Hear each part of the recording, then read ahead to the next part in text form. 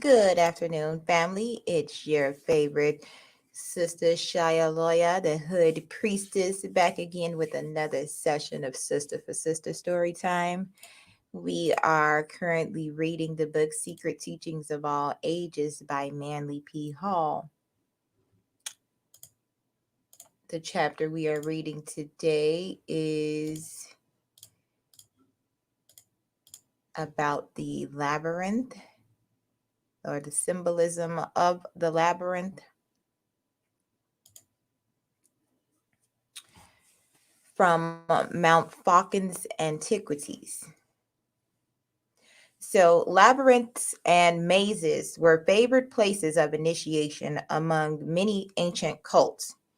Remains of these mystic mazes have been found among the American Indians, Hindus, Persians, Egyptians, and Greeks.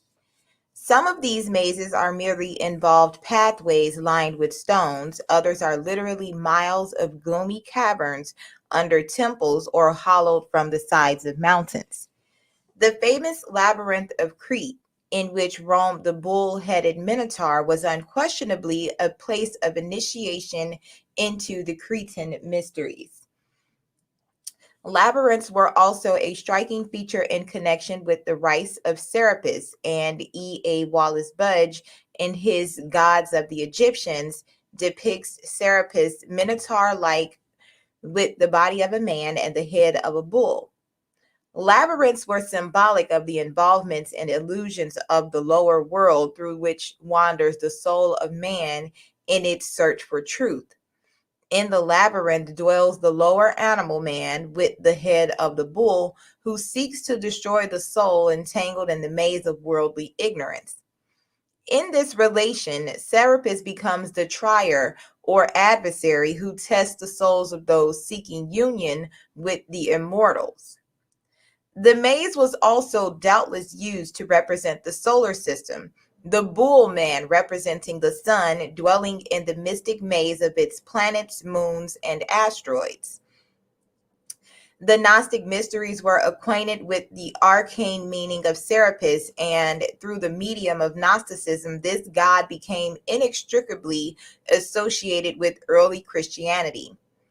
In fact, the Emperor Hadrian, while traveling in Egypt in AD 24, declared in a letter to Servianus that the worshippers of Serapis were Christians and that the bishops of the church also worshipped at his shrine.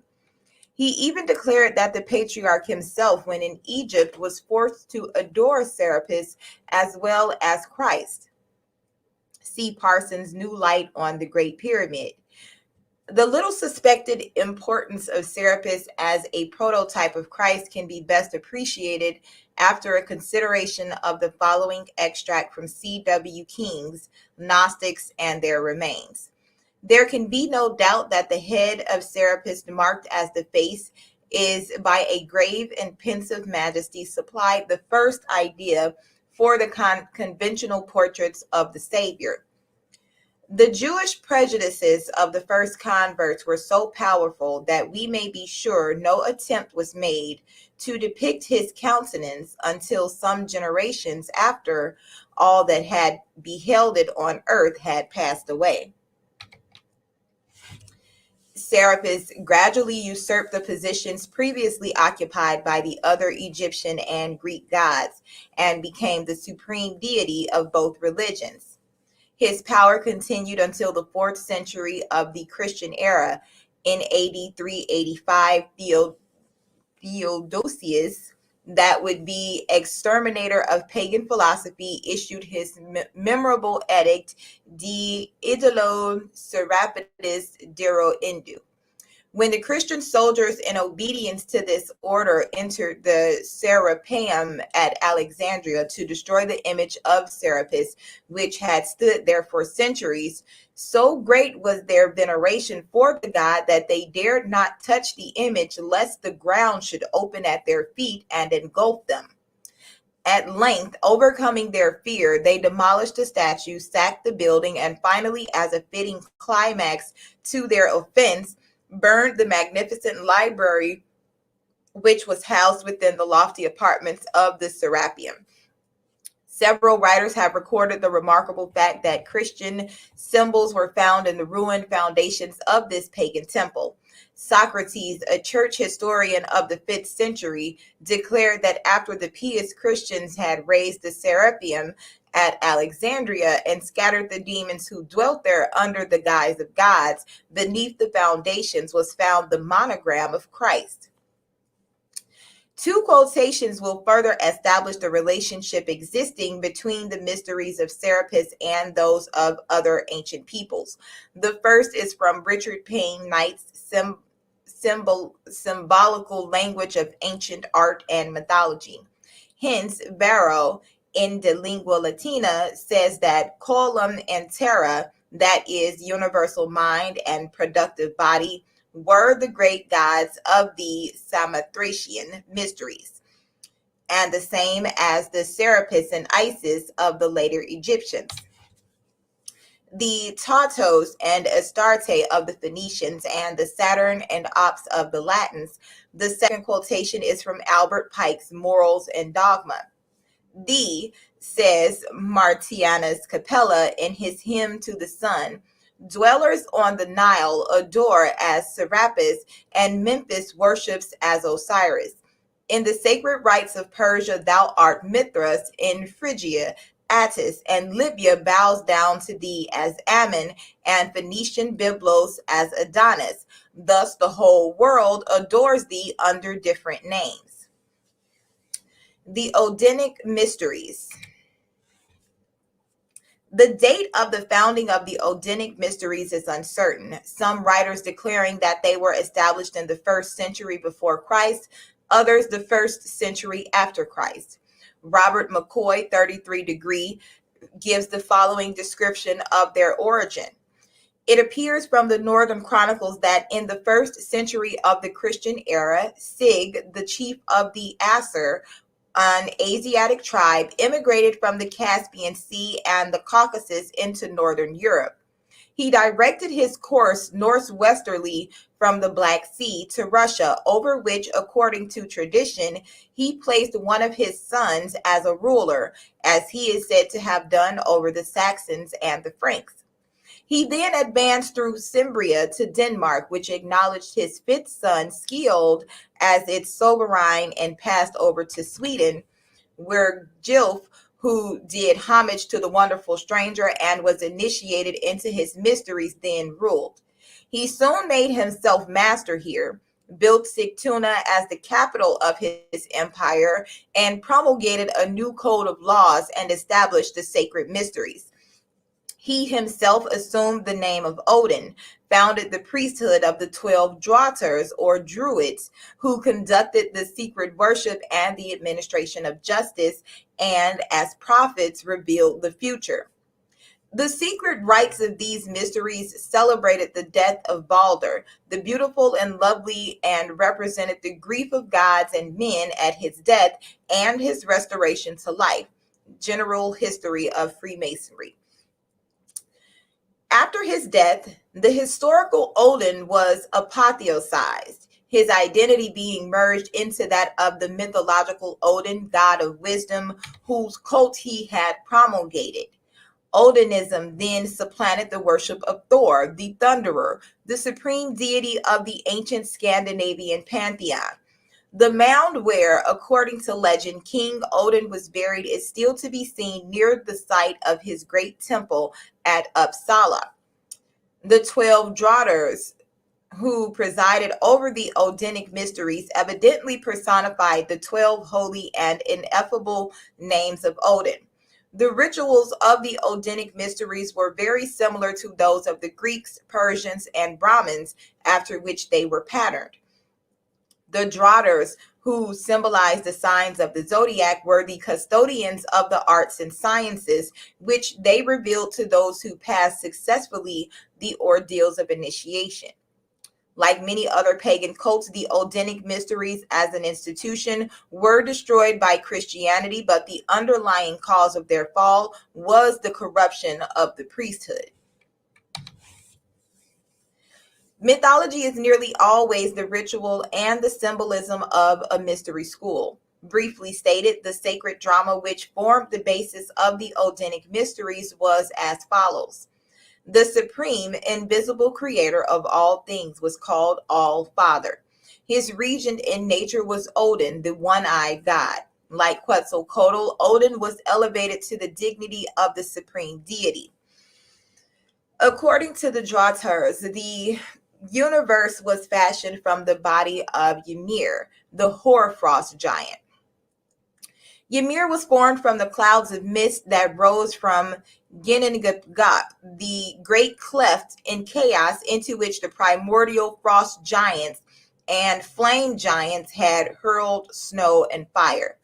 The three gods, Odin, Vili, and Ve, slew Ymir and from him formed the world. From Ymir's various members, the different parts of nature were fashioned.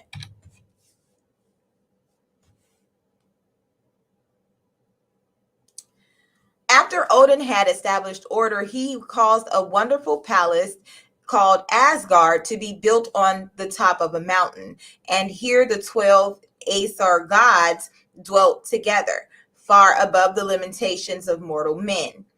On this mountain also was Valhalla, the palace of the slain, where those who had heroically died fought and feasted day after day. Each night their wounds were healed, and the boar whose flesh they ate renewed itself as rapidly as it was consumed. Balder the Beautiful, the Scandinavian Christ, was the beloved son of Odin. Balder was not warlike. His kindly and beautiful spirit brought peace and joy to the hearts of the gods, and they all loved him save one. As Jesus had a Judas among his 12 disciples, so one of the 12 gods was false. Loki, the personification of evil. Loki caused Hother, the blind god of fate, to shoot Balder with a mistletoe arrow. With the death of Balder, light and joy vanished from the lives of the other deities. Heartbroken, the gods gathered to find a method whereby they could resurrect this spirit of eternal life and youth. The result was the establishment of the mysteries. The Odynic mysteries were given in underground crypts or caves, the chambers 9 in number, representing the 9 worlds of the mysteries. The candidate seeking admission was assigned the task of raising Balder from the dead. Although he did not realize it, he himself played the part of Balder. He called himself a wanderer. The caverns through which he passed were symbolic of the worlds and fears of nature. The priests who initiated him were emblematic of the sun, the moon, and the stars. The 3 supreme initiators, the sublime, the equal to the sublime, and the highest, were analogous to the worshipful master and the junior and senior wardens of a Masonic lodge. After wandering for hours through the intricate passageways, the candidate was ushered into the presence of a statue of Balder the Beautiful, the prototype of all initiates into the mysteries. This figure stood in the center of a great apartment roofed with shields. In the midst of the chamber stood a plant with 7 blossoms, emblematic of the planers. In this room, which symbolized the house of the Aesir or wisdom, the neophyte took his oath of secrecy and piety upon the naked blade of a sword. He drank the sanctified mead from a bowl made of a human skull, and having passed successfully through all the tortures and trials designed to divert him from the course of wisdom, he was finally permitted to unveil the mystery of Odin, the personification of wisdom. He was presented in the name of Balder with the sacred ring of the order. He was hailed as a man reborn, and it was said of him that he had died and had been raised again without passing through the gates of death. Richard Wagner's immortal composition, Der Ring des Nibelungen, is based upon the mystery rituals of the Odynic cult. While the great composer took many liberties with the original story, the Ring operas declare it to be the grandest tetralogy of music dramas the world possesses have caught and preserved in a remarkable manner the majesty and power of the original sagas. Beginning with Das Rheingold, the action proceeds through Die Walküre and Siegfried to an awe-inspiring climax in Götterdämmerung, the twilight of the gods.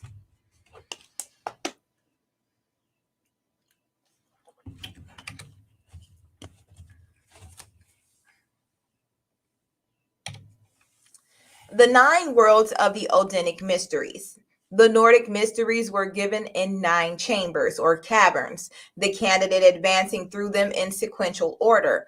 These chambers of initiation represented the 9 spheres into which the Draugrs divided the universe. 1.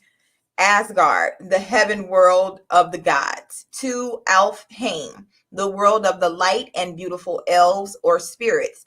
3. Niflheim, the world of cold and darkness, which is located in the north. Jotunheim, the world of the giants, which is located in the east. 5. Midgard, the earth world of human beings, which is located in the mist or middle place. 6. Vanaheim, the world of the veins, which is located in the west. 7. Muspelheim, the world of fire, which is located in the south. 8. Svartalfheim, the world of the dark and treacherous elves, which is under the earth. And 9. Helheim, the world of cold and the abode of the dead, which is located at the very lowest point of the universe. It is to be understood that all of these worlds are invisible to the senses except Midgard, the home of human creatures. But during the process of initiation, the soul of the candidate, liberated from its earthly sheath by the secret power of the priest, wanders amidst the inhabitants of these various spheres.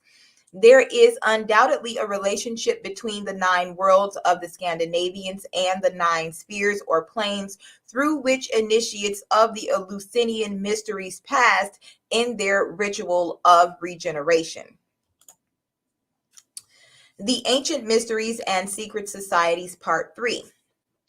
The most famous of the ancient religious mysteries were the Eleusinian, whose rites were celebrated every 5 years in the city of Ulysses to honor Ceres, Demeter, Rhea, or Isis, and her daughter Persephone.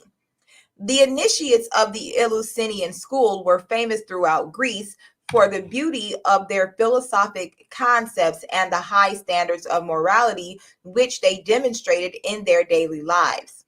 Because of their excellence, these mysteries spread to Rome and Britain, and later the initiations were given in both these countries.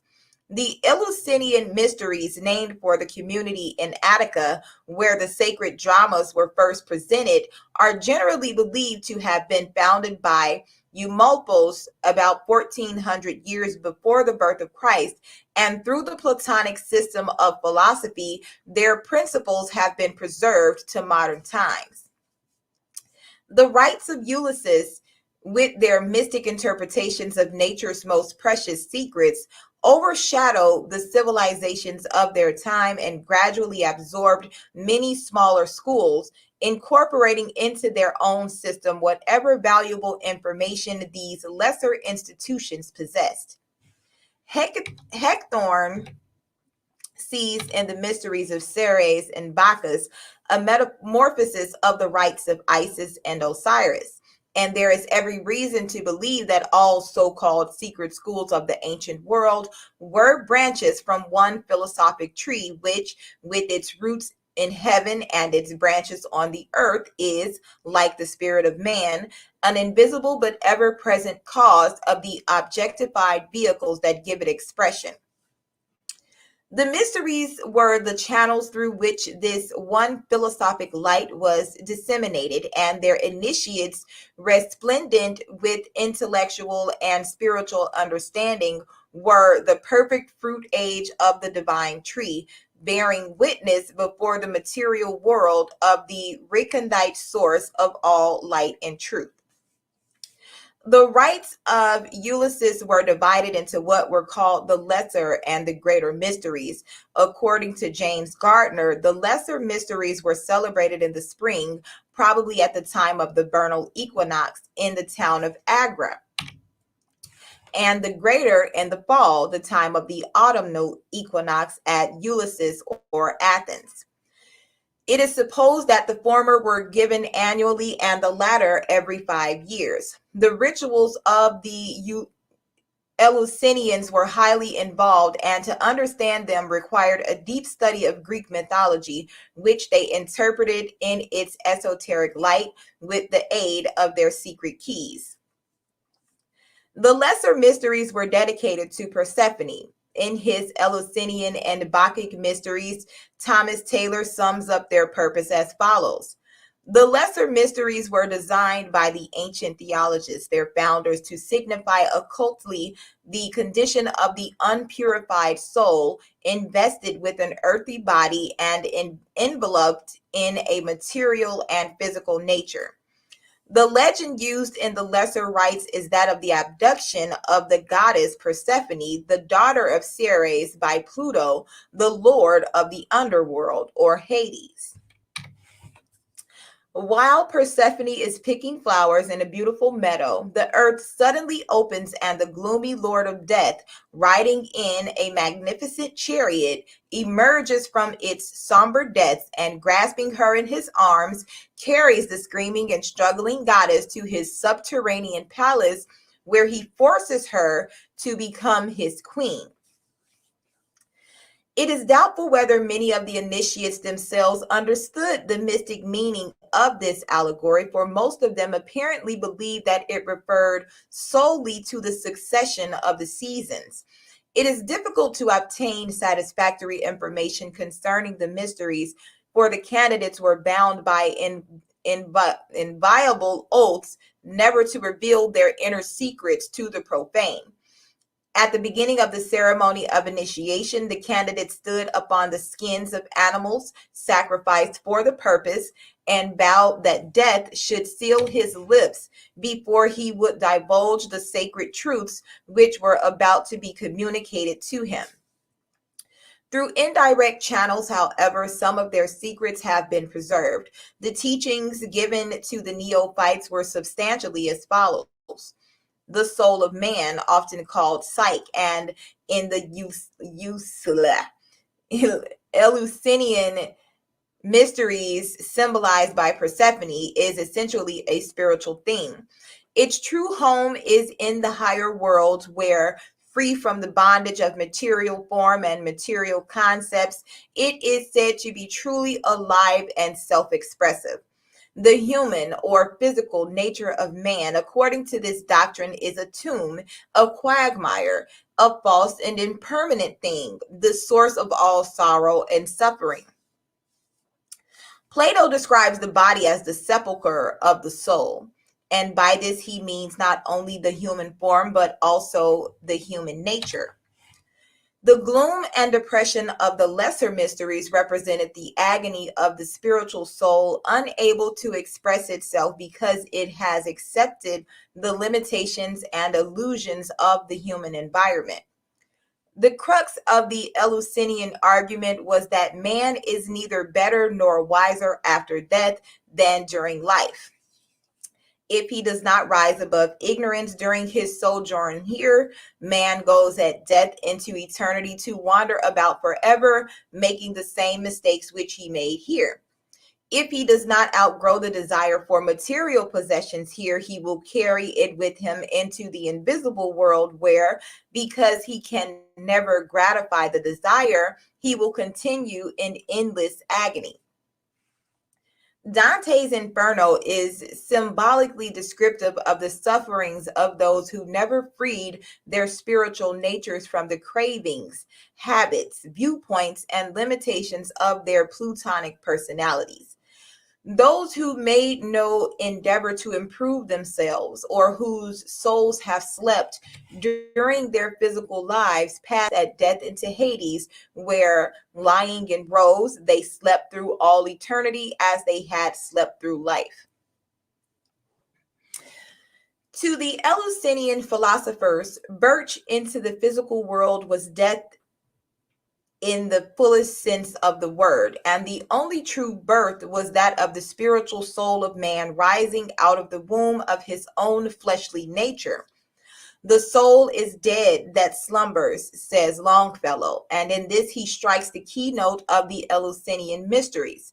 Just as Narcissus gazing at himself in the water, the ancients used this mobile element to symbolize the transitory, illusionary material universe, lost his life trying to embrace a reflection. So man, gazing into the mirror of nature and accepting as his real self the senseless clay that he sees reflected, loses the opportunity afforded by physical life to unfold his immortal, invisible self.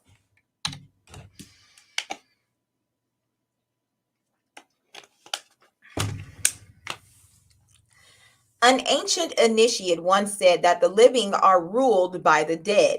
Only those conversant with the Eleusinian concept of life could understand that statement. It means that the majority of people are not ruled by their living spirits, but by their senseless, hence dead animal personalities. Transmigration and reincarnation were taught in these mysteries, but in a somewhat unusual manner. It was believed that at midnight the invincible worlds were closest to the terrestrial sphere, and that souls coming into material existence slipped in during the midnight hour. For this reason, many of the Eleusinian ceremonies were performed at midnight. Some of those sleeping spirits who had failed to awaken their higher natures during the earth life and who now floated around in the invisible worlds, surrounded by a darkness of their own making, occasionally slipped through at this hour and assumed the forms of various creatures.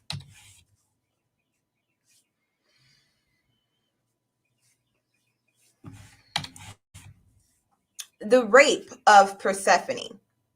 From Thomason's Reticule des Figures, groups, themes, fountains, vases, et autres ornaments.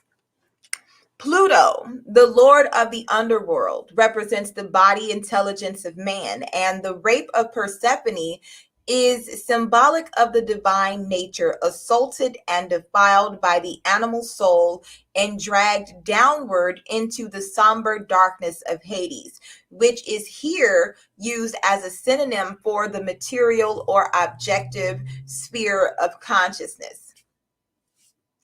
In his disquisitions upon the painted Greek vases, James Christie presents Mercius' version of the occurrences taking place during the 9 days required for the enactment of the greater Eleusinian rites. The first day was that of general meeting, during which those to be initiated were questioned concerning their several qualifications. The second day was spent in a procession to the sea, possibly for the submerging of an image of the presiding goddess. The third day was opened by the sacrifice of a mullet. On the fourth day, the mystic basket containing certain sacred symbols was brought to Eleusis, accompanied by a number of female devotees carrying smaller baskets. On the evening of the fifth day, there was a torch race. On the sixth day, a procession led by a statue of Aeacus, and on the seventh, an athletic contest. The eighth day was devoted to a repetition of the ceremonial for the benefit of any who might have been prevented from coming sooner. The ninth and last day was devoted to the deepest philosophical issues of the Eleusinia, during which an urn or jar, the symbol of Bacchus, was exhibited as an emblem of supreme importance. The mystics of Eleusis also laid stress upon the evil of suicide, explaining that there was a profound mystery concerning this crime of which they could not speak, but warning their disciples that a great sorrow comes to all who take their own lives. This, in substance, constitutes the esoteric doctrine given to the initiates of the lesser mysteries. As the degree dealt largely with the miseries of those who failed to make the best use of their philosophic opportunities, the chambers of initiation were subterranean, and the horrors of Hades were vividly depicted in a complicated ritualistic drama. After passing successfully through the torturous passageways with their trials and dangers, the candidate received the honorary title of Mistis or Misties. This meant one who saw through a veil or had a clouded vision. It also signified that the candidate had been brought up to the veil, which would be torn away in the higher degree. The modern word mystic, as referring to a seeker after truth according to the dictates of the heart along the path of faith, is probably derived from this ancient word, for faith is belief in the reality of things unseen or veiled. The greater mysteries, into which the candidate was admitted only after he had successfully passed through the ordeals of the lesser, and not always then, were sacred to Ceres, the mother of Persephone, and represent her as wandering through the world in quest of her abducted daughter. Ceres carried two torches, intuition and reason, to aid her in the search for her lost child, the soul. At last, she found Persephone not far from Eleusis, and out of gratitude taught the people there to cultivate corn, which is sacred to her. She also found the mysteries. Ceres appeared before Pluto, god of the souls of the dead, and pleaded with him to allow Persephone to return to her home. This the god at first refused to do because Persephone had eaten of the pomegranate, the fruit of mortality. At last, however, he compromised and agreed to permit Persephone to live in the upper world half of the year if she would stay with him in the darkness of Hades for the remaining half. Ceres, the patron of the mysteries, from a mural painting in Pompeii. Ceres, or Demeter, was the daughter of Cronos in Rhea, and by Zeus, the mother of Persephone. Some believe her to be the goddess of the earth, but more correctly, she is the deity protecting agriculture in general and corn in particular.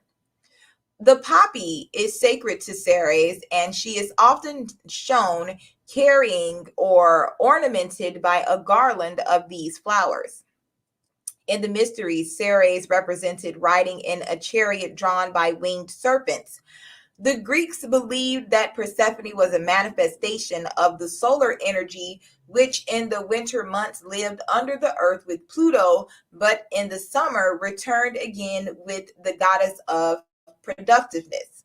There is a legend that the flowers loved Persephone, and that every year when she left for the dark realms of Pluto, the plants and shrubs would die of grief. While the profane and uninitiated had their own opinions on these subjects, the truths of the Greek allegories remained safely concealed by the priest, who alone recognized the sublimity of these great philosophic and religious parables. Thomas Taylor epitomizes the doctrines of the greater mysteries in the following statement. The greater mysteries, obscurely intimated by mystic and splendid visions, the felicity of the soul, both here and hereafter, when purified from the defilement of a material nature and constantly elevated to the realities of intellectual or spiritual vision. Just as the lesser mysteries discuss the prenatal epoch of man, when the consciousness in its 9 days, embryologically months, was descending into the realm of illusion and assuming the veil of unreality, so the greater mysteries discuss the principles of spiritual regeneration and reveal to initiates not only the simplest but also the most direct and complete method of liberating their higher natures from the bondage of material ignorance. Like Prometheus chained to the top of Mount Caucasus, man's higher nature is chained to his inadequate personality. The 9 days of initiation were also symbolic of the 9 spheres through which the human soul descends during the process of assuming a terrestrial form. The secret exercises for spiritual unfoldment given to disciples of the higher degrees are unknown, but there is every reason to believe that they were similar to the Brahmanic mysteries, since it is known that the Eleusinian ceremonies were clothed with the Sanskrit words Konks Pax. That part of the allegory referring to the 2 6-month periods, during one of which Persephone must remain with Pluto, while during the other she may revisit the upper world, offers material for deep consideration. It is probable that the Eleusinians realized that the soul left the body during sleep, or at least was made capable of leaving by the special training which undoubtedly they were in a position to give. Thus, Persephone would remain as the queen of Pluto's realm during the waking hours, but would ascend to the spiritual world during the periods of sleep. The initiate was taught how to intercede with Pluto to permit Persephone, or the initiate's soul, to ascend from the darkness of his material nature into the light of understanding. When thus freed from the shackles of clay and crystallized concepts, the initiate was liberated not only for the period of his life, but for all eternity. For never thereafter was he divested of those soul qualities which after death were his vehicles for manifestation and expression in the so-called heaven world. In contrast to the idea of Hades as a state of darkness below, the gods were said to inhabit the tops of mountains, a well-known example being Mount Olympus, where the 12 deities of the Greek pantheon were said to dwell together. In his initiatory wanderings, the neophyte therefore entered chambers of ever-increasing brilliancy to portray the ascent of the spirit form from the lower worlds into the realms of bliss.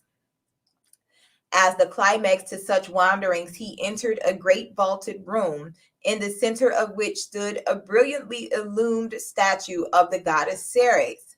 Here, in the presence of the Hierophant and surrounded by priests in magnificent robes, he was instructed in the highest of the secret mysteries of the Eleusis. At the conclusion of this ceremony, he was hailed as an Epoptis, which means one who has beheld or seen directly. For this reason, also initiation was termed autopsy. The Epoptis was then given certain sacred books, probably written in cipher, together with tablets of stone on which secret instructions were engraved. In the obelisk in Freemasonry, John A. Wise describes the officiating personages of the Eleusinian mysteries as consisting of a male and a female hierophant who directed the initiations, a male and a female torchbearer, a male herald, and a male and a female altar attendant.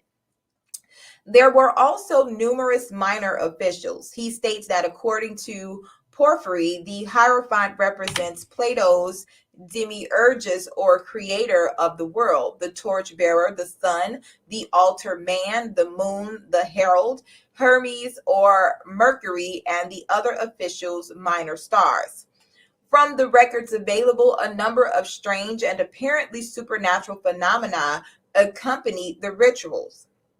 Many initiates claim to have actually seen the living gods themselves. Whether this was the result of religious ecstasy or the actual cooperation of invisible powers with the visible priest must remain a mystery. In the Metamorphosis of Golden Ass, Apuleius thus describes what in all probability is his initiation into the Eleusinian mysteries. I approached to the confines of death, and having trod on the threshold of Proserpine, I returned from it, being carried through all the elements. At midnight, I saw the sun shining with a splendid light, and I manifestly drew near to the gods beneath and the gods above, and proximately adored them. Women and children were admitted to the Eleusinian mysteries, and at one time there were literally thousands of initiates. Because this vast host was not prepared for the highest spiritual and mystical doctrines, a division necessarily took place within the society itself. The higher teachings were given to only a limited number of initiates who, because of superior mentality, showed a comprehensive grasp of their underlying philosophical concepts.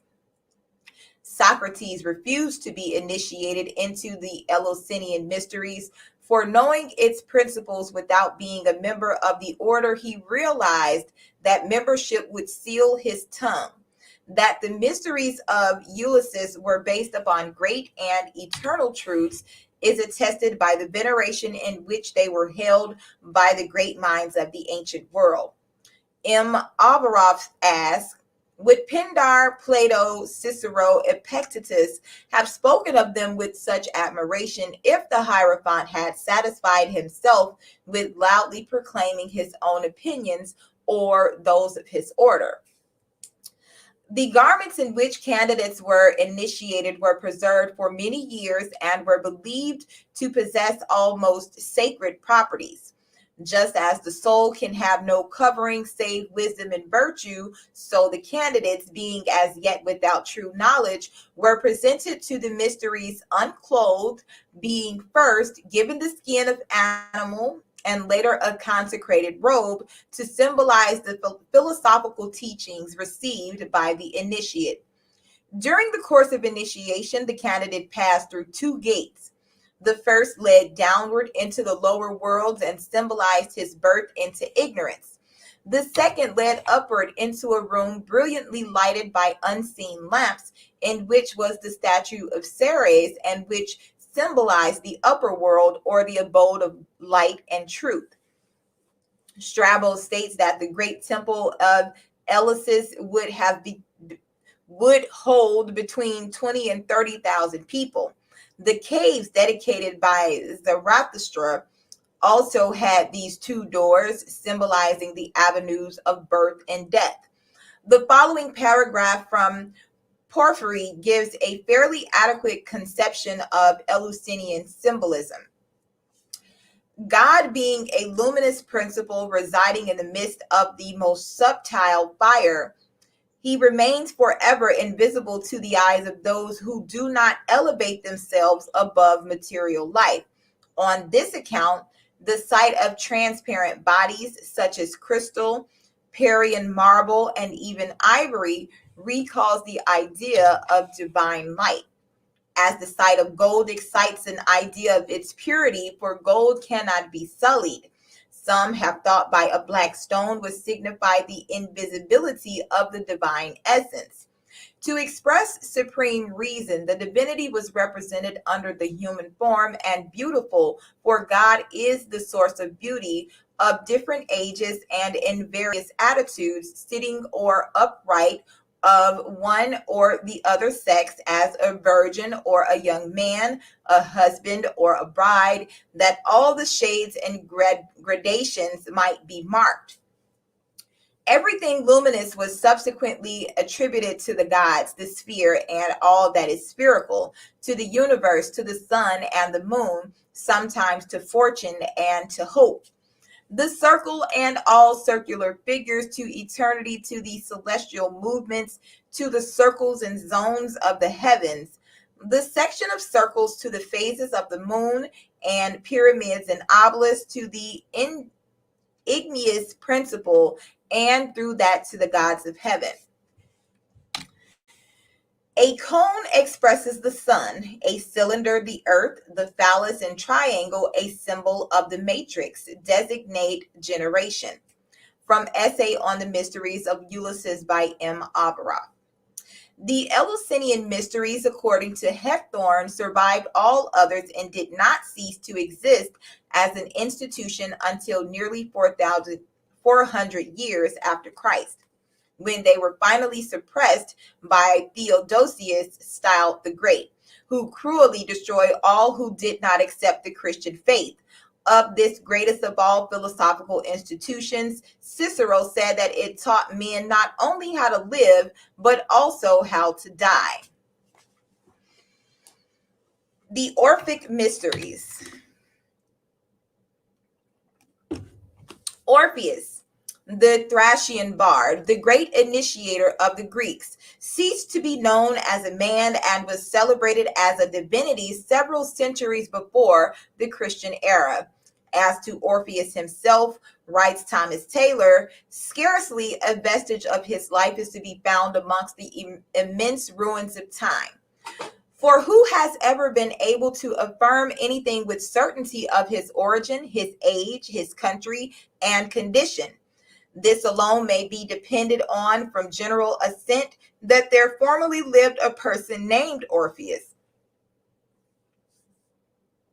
who was the founder of theology among the Greeks, the institutor of their lives and morals, the first of prophets and the prince of poets, himself the offspring of a muse, who taught the Greeks their sacred rites and mysteries, and from whose wisdom, as from a perennial and abundant fountain, the divine muse of Homer and the sublime theology of Pythagoras and Plato flowed.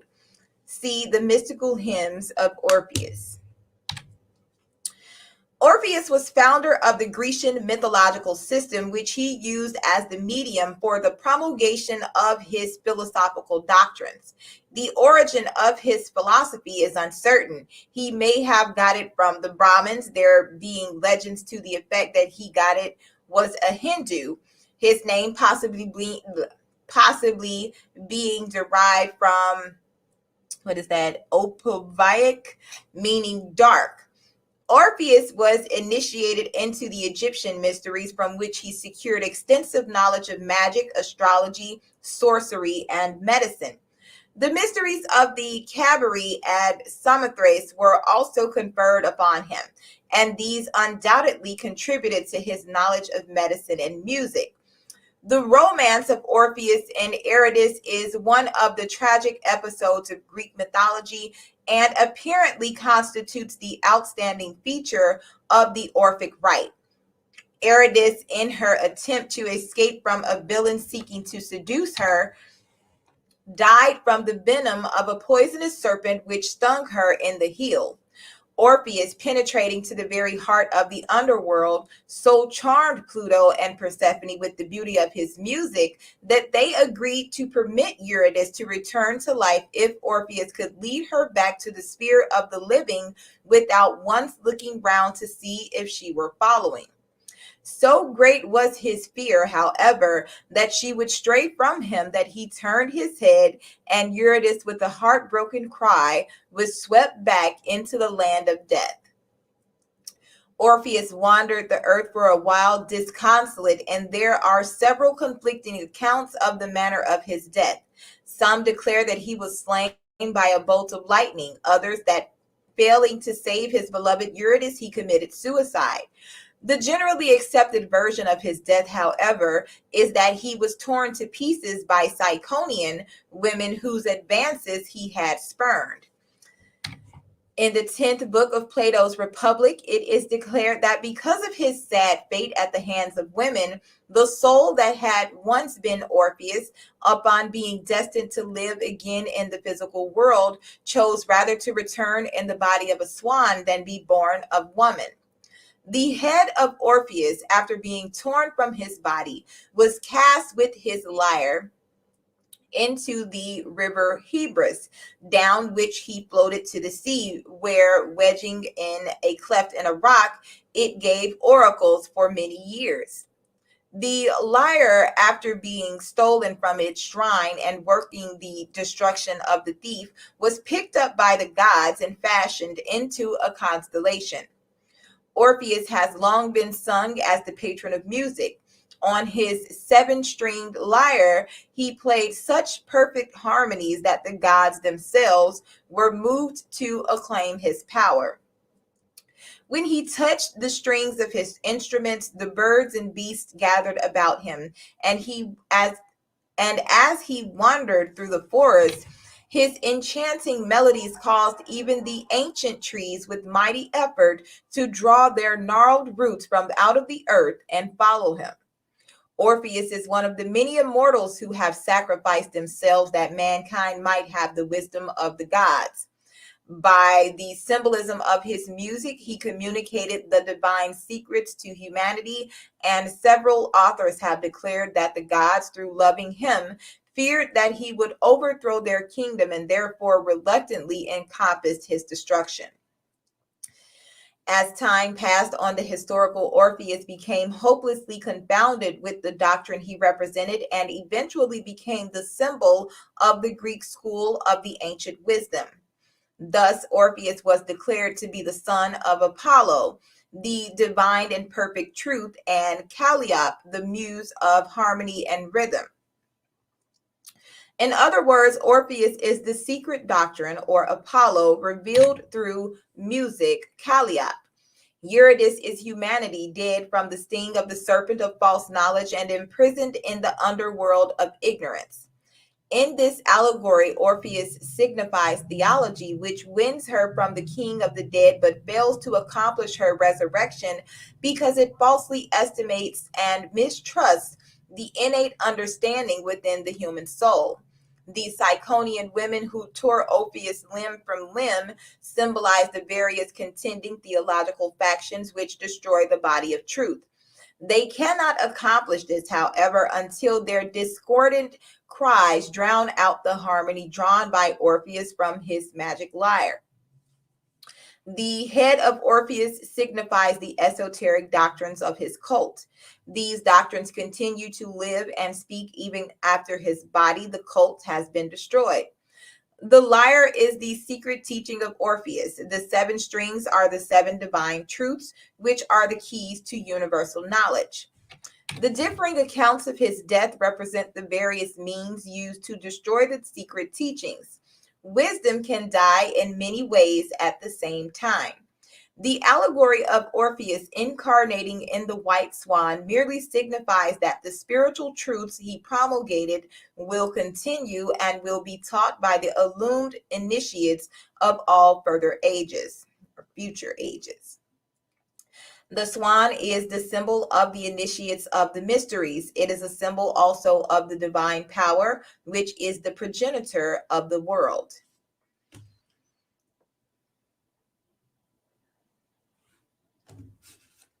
The Bacchic and Dionysiac rites. The Bacchic rite centers around the allegory of the youthful Bacchus, Dionysus, or Zagreus, being torn to pieces by the Titans. These giants accomplished the destruction of Bacchus by causing him to become fascinated by his own image in a mirror. After dismembering him, the Titans first boiled the pieces in water and afterwards roasted them. Pallas rescued the heart of the murdered god, and by this precaution, Bacchus or Dionysus was enabled to spring forth again in all his former glory. Jupiter, the demiurges, beholding the crime of the Titans, hurled his thunderbolts and slew them, burning their bodies to ashes with heavenly fire. Out of the ashes of the Titans, which also contained a portion of the flesh of Bacchus, whose body they had partly devoured, the human race was created. Thus, the mundane life of every man was said to contain a portion of the Bacchic life. For this reason, the Greek mysteries warned against suicide. He who attempts to destroy himself raises his hand against the nature of Bacchus within him, since man's body is indirectly the tomb of this god and consequently must be preserved with the greatest care. Bacchus or Dionysus represents the rational soul of the inferior world. He is the chief of the Titans, the artificers of the mundane spheres. The Pythagoreans called him the Titanic monad. Thus, Bacchus is the all-inclusive idea of the Titanic sphere and the Titans, or gods of the fragments. The active agencies by means of which universal substance is fashioned into the pattern of this idea.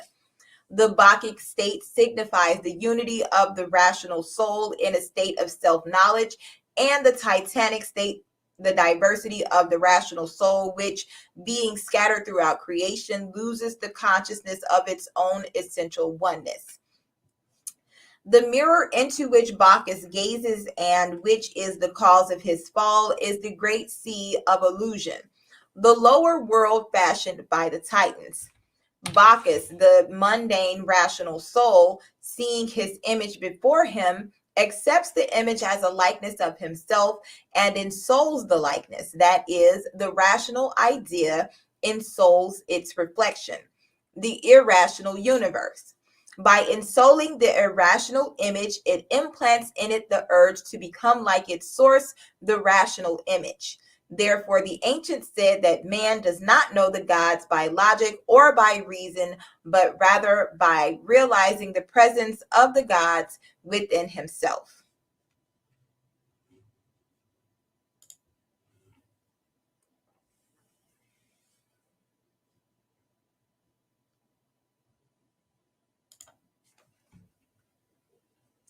The processional of the Bacchic rites. From Ovid's Metamorphosis. In the initiation of the Bacchic mysteries, the role of Bacchus is played by the candidate who, set upon by priests in the guise of the Titans, is slain and finally restored to life amidst great rejoicing.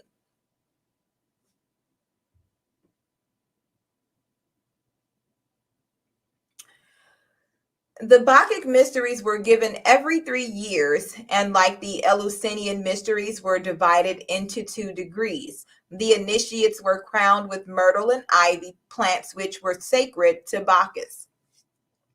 In the Anacalypsis,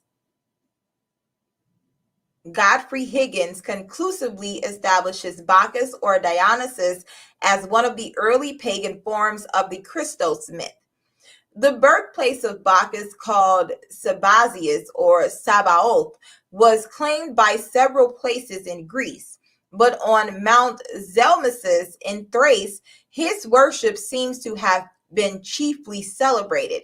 He was born of a virgin on the 25th of December. He performed great miracles for the good of mankind, particularly one in which he changed water into wine. He rode in a triumphal procession on an ass. He was put to death by the Titans and rose again from the dead on the 25th of March. He was always called the Savior. In his mysteries, he was shown to the people as an infant is by the Christians at this day on Christmas Day morning in Rome. While Apollo most generally represents the sun, Bacchus is also a form of solar energy, for his resurrection was accomplished with the assistance of Apollo. The resurrection of Bacchus signifies merely the extraction or disentanglement of the various parts of the Bacchus constitution from the Titanic constitution of the world. This is symbolized by the smoke or soot rising from the burned bodies of the Titans. The soul is symbolized by smoke because it is extracted by the fire of the mysteries. Smoke signifies the ascension of the soul. Far evolution is the process of the soul rising like smoke from the divinely consumed material mass. At the time, the Bacchic rites were of a high order, but later they became much degraded. The Bacchanalia or orgies of Bacchus are famous in literature. After Bacchus gazed into the mirror and followed his own reflection into matter, the rational soul of the world was broken up and disturbed by the Titans throughout the mundane sphere of which it is the essential nature, but the heart or source of it they could not scatter. The Titans took the dismembered body of Bacchus and boiled it in water, symbol of immersion in the material universe, which represents the incorporation of the Bacchic principle in form. The pieces were afterwards roasted to signify the subsequent ascension of the spiritual nature out of form. When Jupiter, the father of Bacchus and the demiurges of the universe, saw that the Titans were hopelessly involving the rational or divine idea by scattering its members through the constituent parts of the lower world, he slew the Titans in order that the divine idea might not be entirely lost.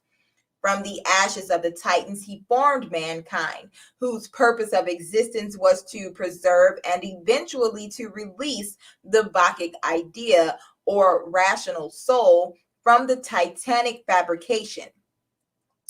Jupiter, being the demiurgus and fabricator of the material universe, is the third person of the creative triad. Consequently, the Lord of Death, for death exists only in the lower sphere of being over which he presides. Disintegration takes place so that reintegration may follow upon a higher level of form or intelligence. The thunderbolts of Jupiter are emblematic of his disintegrative power. They reveal the purpose of death, which is to rescue the rational soul from the devouring power of the irrational nature. Man is a composite creature, his lower nature consisting of the fragments of the Titans, and his higher nature the sacred immortal flesh or life of Bacchus. Therefore, man is capable of either a Titanic, a rational, or a Bacchic rational existence. The Titans of Hesiod, who were 12 in number, are probably analogous to the celestial zodiac, whereas the Titans who murdered and dismembered Bacchus represent the zodiacal powers distorted by their involvement in the material world. Thus, Bacchus represents the sun, who is dismembered by the signs of the zodiac and from whose body the universe is formed. When the terrestrial forms were created from the various parts of his body, the sense of wholeness was lost and the sense of separateness established.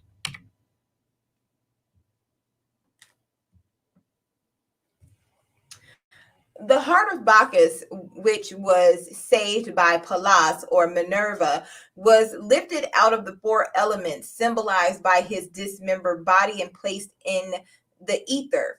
The heart of Bacchus is the immortal center of the rational soul. After the rational soul has been distributed throughout creation and the nature of man, the Bacchic mysteries were instituted for the purpose of disentangling it from the irrational Titanic nature. This disentanglement was the process of lifting the soul out of the state of separateness into that of unity. The various parts and members of Bacchus were collected from the different corners of the earth. When all the rational parts are gathered, Bacchus is resurrected. The rites of Dionysus were very similar to those of Bacchus, and by many these two gods are considered as one. Statues of Dionysus were carried in the Eleusinian mysteries, especially the lesser degrees. Bacchus, representing the soul of the mundane sphere, was capable of an infinite multiplicity of form and designations.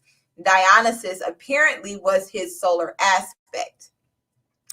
The Dionysiac architects constituted an ancient secret society in principles and doctrines much like the modern Freemasonic order. They were an organization of builders bound together by their secret knowledge of the relationship between the earthly and the divine sciences of architectonics. They were supposedly employed by King Solomon in the building of his temple, although they were not Jews, nor did they worship the God of the Jews, being followers of Bacchus and Dionysus. The Dionysiac architects erected many of the great monuments of antiquity. They possessed a secret language and a system of marking their stones. They had annual convocations and sacred feasts. The exact nature of their doctrines is unknown. It is believed that Seharam Abif was an initiate of this society. Atlantis and the gods of antiquity. Atlantis is the subject of a short but important article appearing in the annual report of the Board of Regents of the Smithsonian Institution for the year ending June 30th, 1915.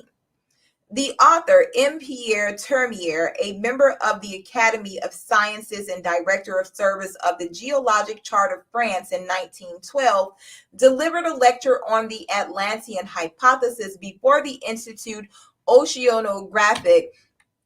It is the translated notes of this remarkable lecture that are published in the Smithsonian Report.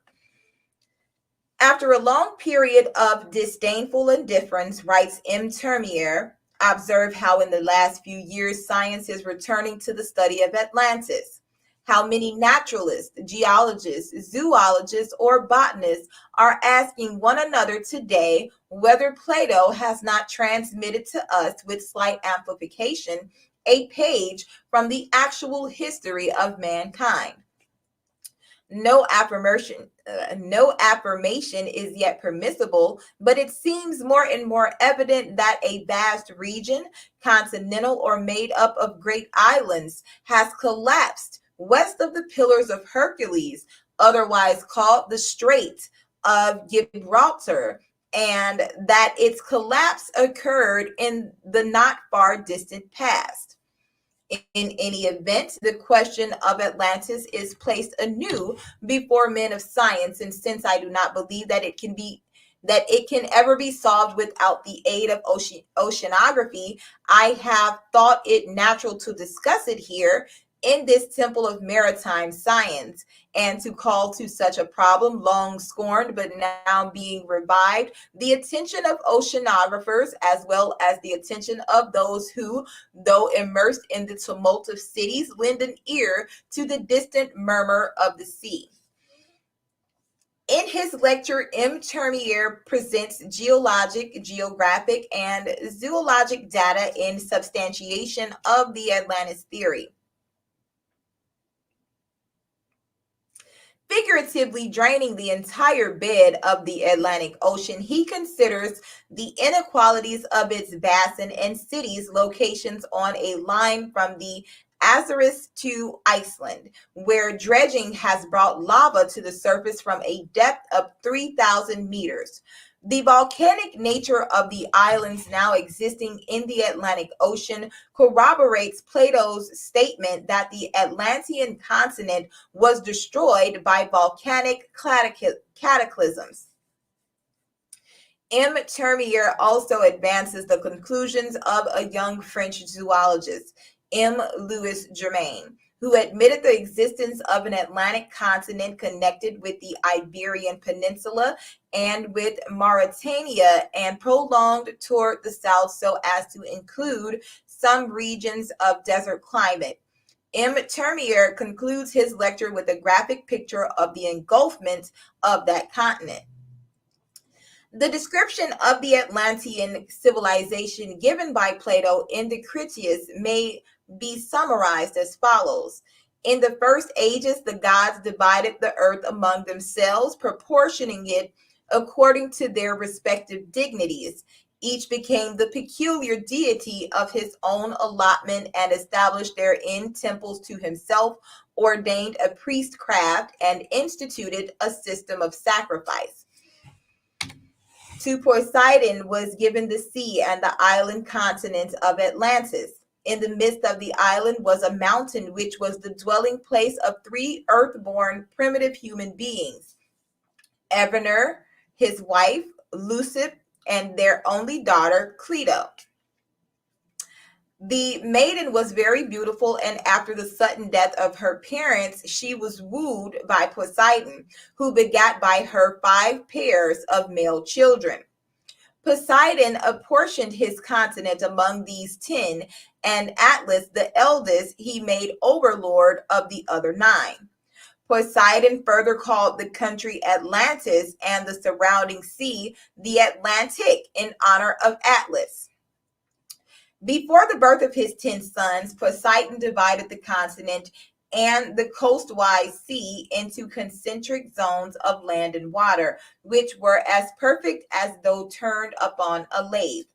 2 zones of land and 3 of water surrounded the central island, which Poseidon caused to be irrigated with 2 springs of water, one warm and the other cold.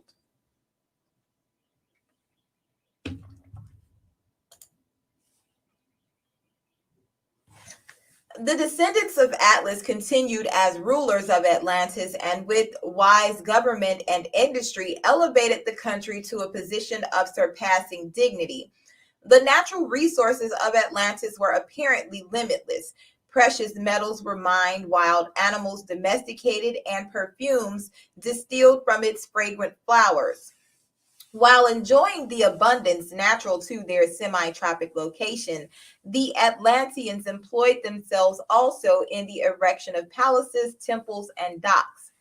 They bridged the zones of sea and land, dug a deep canal to connect the outer ocean with the central island, where stood the palace and temple of Poseidon, which excelled all other structures in magnificence.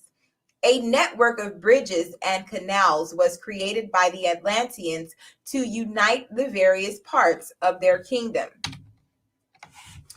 Plato then describes the white, black, and red stones which they quarried from beneath their continent and used in the construction of public buildings and docks. They circumscribed each of the land zones with a wall, the outer wall being covered with brass, the middle with tin, and the inner which encompassed the citadel with orichalk.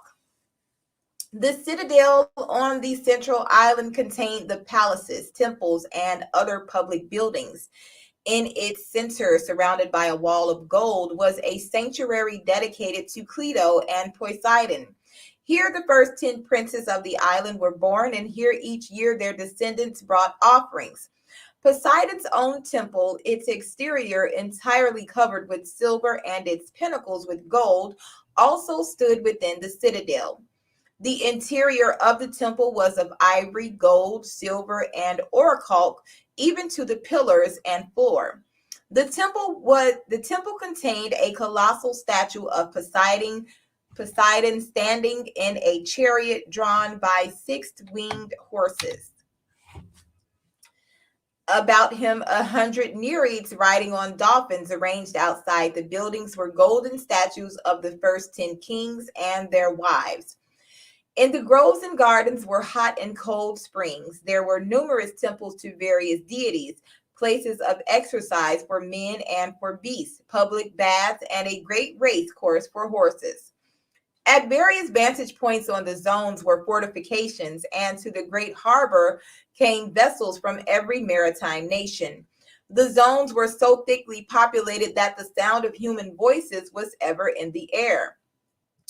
That part of Atlantis facing the sea was described as lofty and precipitous, but about the central city was a plain sheltered by mountains renowned for their size, number, and beauty. The plain yielded 2 crops each year, in the winter being watered by rains and in the summer by immersed irrigation canals, which were also used for transportation. The plain was divided into sections, and in time of war, each section supplied its quota of fighting men and chariots. The 10 governments differed from each other in detail concerning military requirements of the kings of Atlantis had complete. Back up. The 10 governments differed from each other in details concerning military requirements. Each of the kings of Atlantis had complete control over his own kingdom, but their mutual relationships were governed by a code engraved by the first 10 kings on a column of orichalk standing in the temple of Poseidon. At alternate intervals of 5 and 6 years, a pilgrimage was made to this temple that equal honor might be conferred upon both the odd and the even numbers. Here, with appropriate sacrifice, each king renewed his oath of loyalty upon the sacred inscription. Here also the kings donned azure robes and sat in judgment. At daybreak, they wrote their sentences upon a golden tablet and deposited them with their robes as memorials. The chief laws of the Atlantean kings were that they should not take up arms against each other and that they should come to the assistance of any of their number who was attacked. In matters of war and great moment, the final decision was in the hands of the direct descendants of the family of Atlas. No king had the power of life and death over his kinsmen without the assent of a majority of the 10. Plato concludes his description by declaring that it was this great empire which attacked the Hellenic states. This did not occur, however, until their power and glory had lured the Atlantean kings from the pathway of wisdom and virtue. Filled with false ambition, the rulers of Atlantis determined to conquer the entire world. Zeus, perceiving the wickedness of the Atlanteans, gathered the gods into his holy habitation and addressed them. Here, Plato's narrative comes to an abrupt end, for the Critias was never finished. In the Timaeus, it is a further description of Atlantis, supposedly given to Solon by an Egyptian priest, and which concludes as follows. But afterwards there occurred violent earthquakes and floods, and in a single day and night of rain, all your warlike men in a body sank into the earth, and the island of Atlantis in like manner disappeared and was sunk beneath the sea. And that is the reason why the sea in those parts is impassable and impenetrable, because there is such a quantity of shallow mud in the way, and this was caused by the subsidence of the island. In the introduction to his translation of the Timaeus, Thomas Taylor quotes from a history of Ethiopia written by Marcellus, which contains the following reference to Atlantis. For they relate that in their time there were 7 islands in the Atlantic Sea, sacred to Proserpine, and besides these, 3 others of an immense magnitude, one of which was sacred to Pluto, another to Ammon, and another, which is in the middle of these and is of 1,000 stadia, to Neptune. Crantor, commenting upon Plato, asserted that the Egyptian priests declared the story of Atlantis to be written upon pillars which were still preserved circa 300 BC. See beginnings or glimpses of vanished civilizations. Ignatius Donnelly, who gave the subject of Atlantis profound study, believed that horses were first domesticated by the Atlanteans, for which reason they have always been considered peculiarly sacred to Poseidon.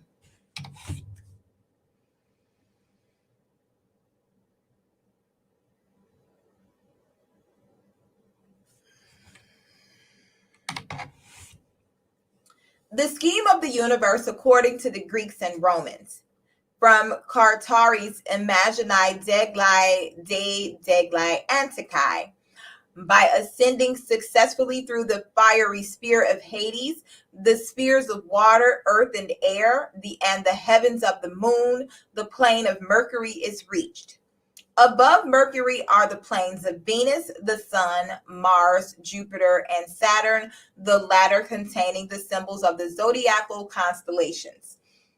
Above the arch of the heavens, Saturn is the dwelling place of the different powers controlling the universe.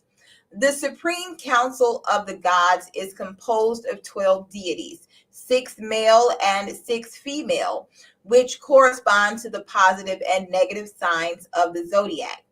The 6 gods are Jupiter, Vulcan, Apollo, Mars, Neptune, and Mercury. The 6 goddesses are Juno, Ceres, Vesta, Minerva, Venus, and Diana. Jupiter rides his eagle as the symbol of his sovereignty over the world, and Juno is seated upon a peacock, the proper symbol of her haughtiness and glory.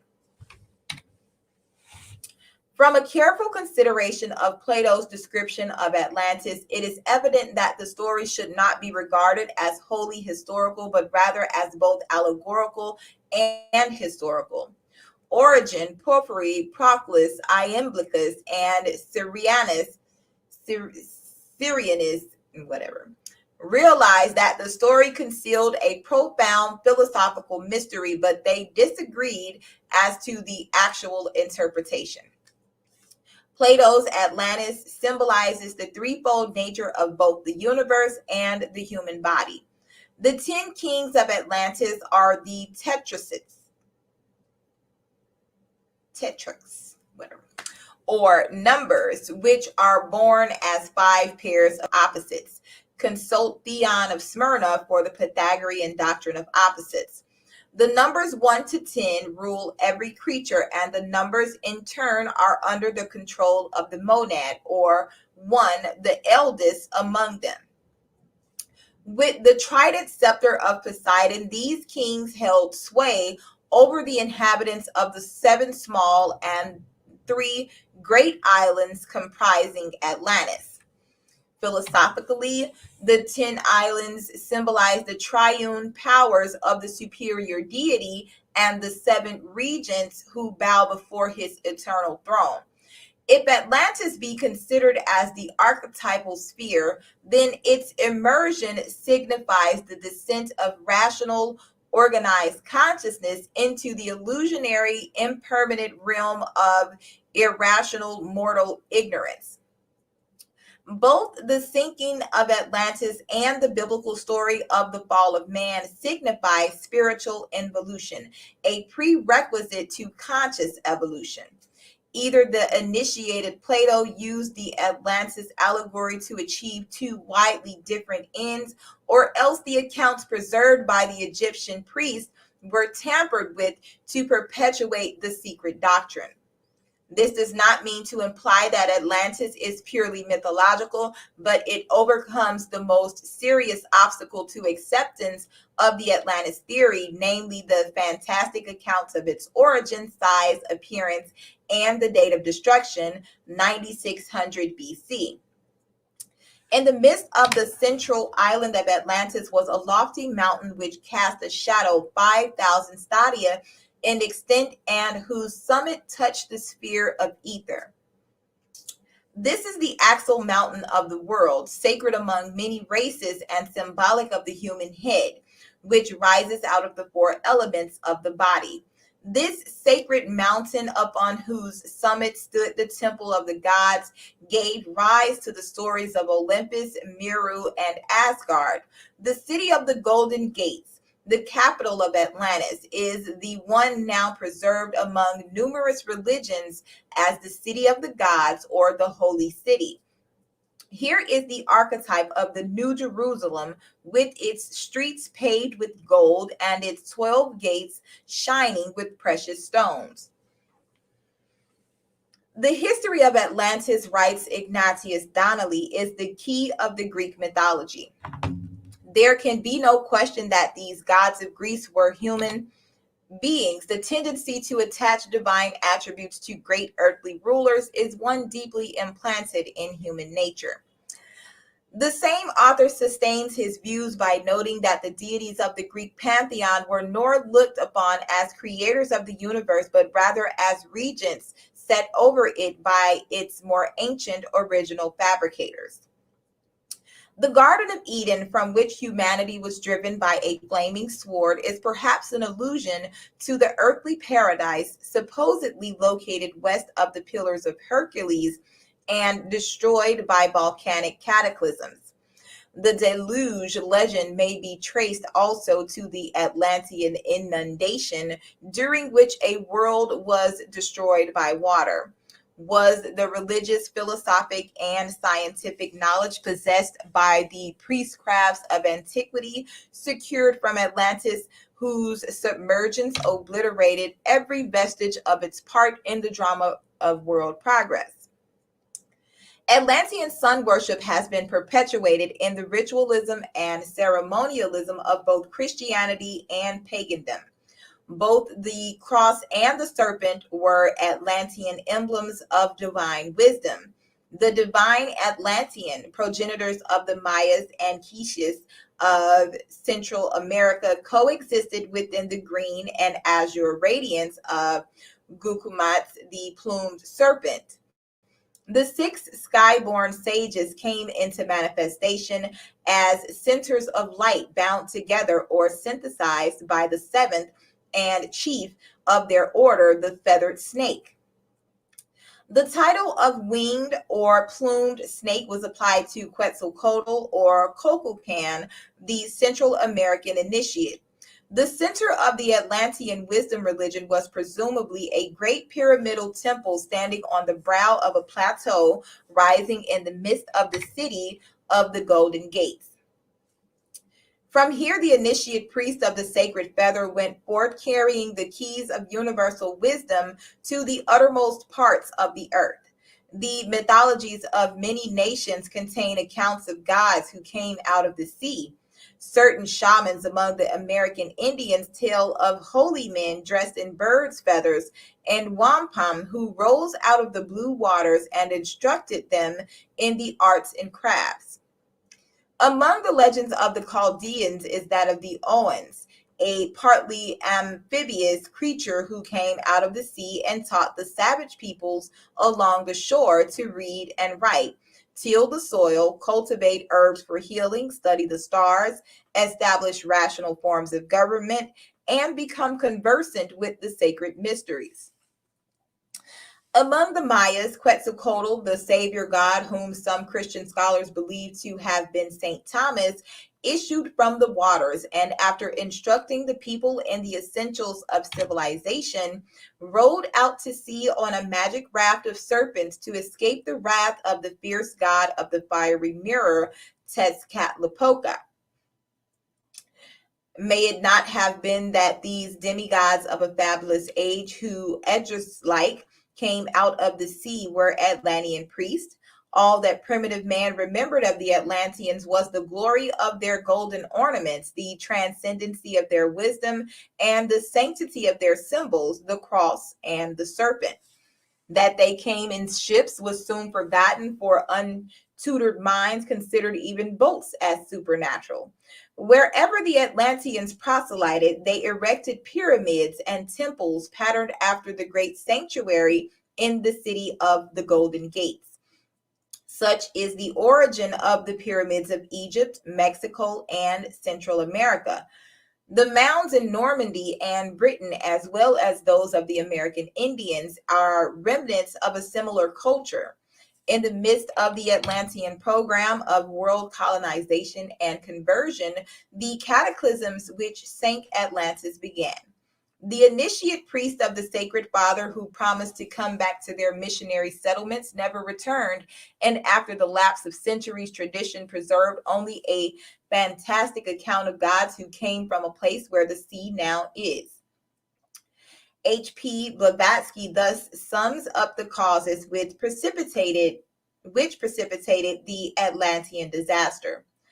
Under the evil insinuations of their demon Thebatot, the Atlantis race became a nation of wicked magicians. In consequence of this, war was declared, the story of which would be too long to narrate. Its substance may be found in the disfigured allegories of the race of Cain, the giants, and that of Noah and his righteous family. The conflict came to an end by the submersion of the Atlantis, which finds its imitation in the stories of the Babylonian and Mosaic flood.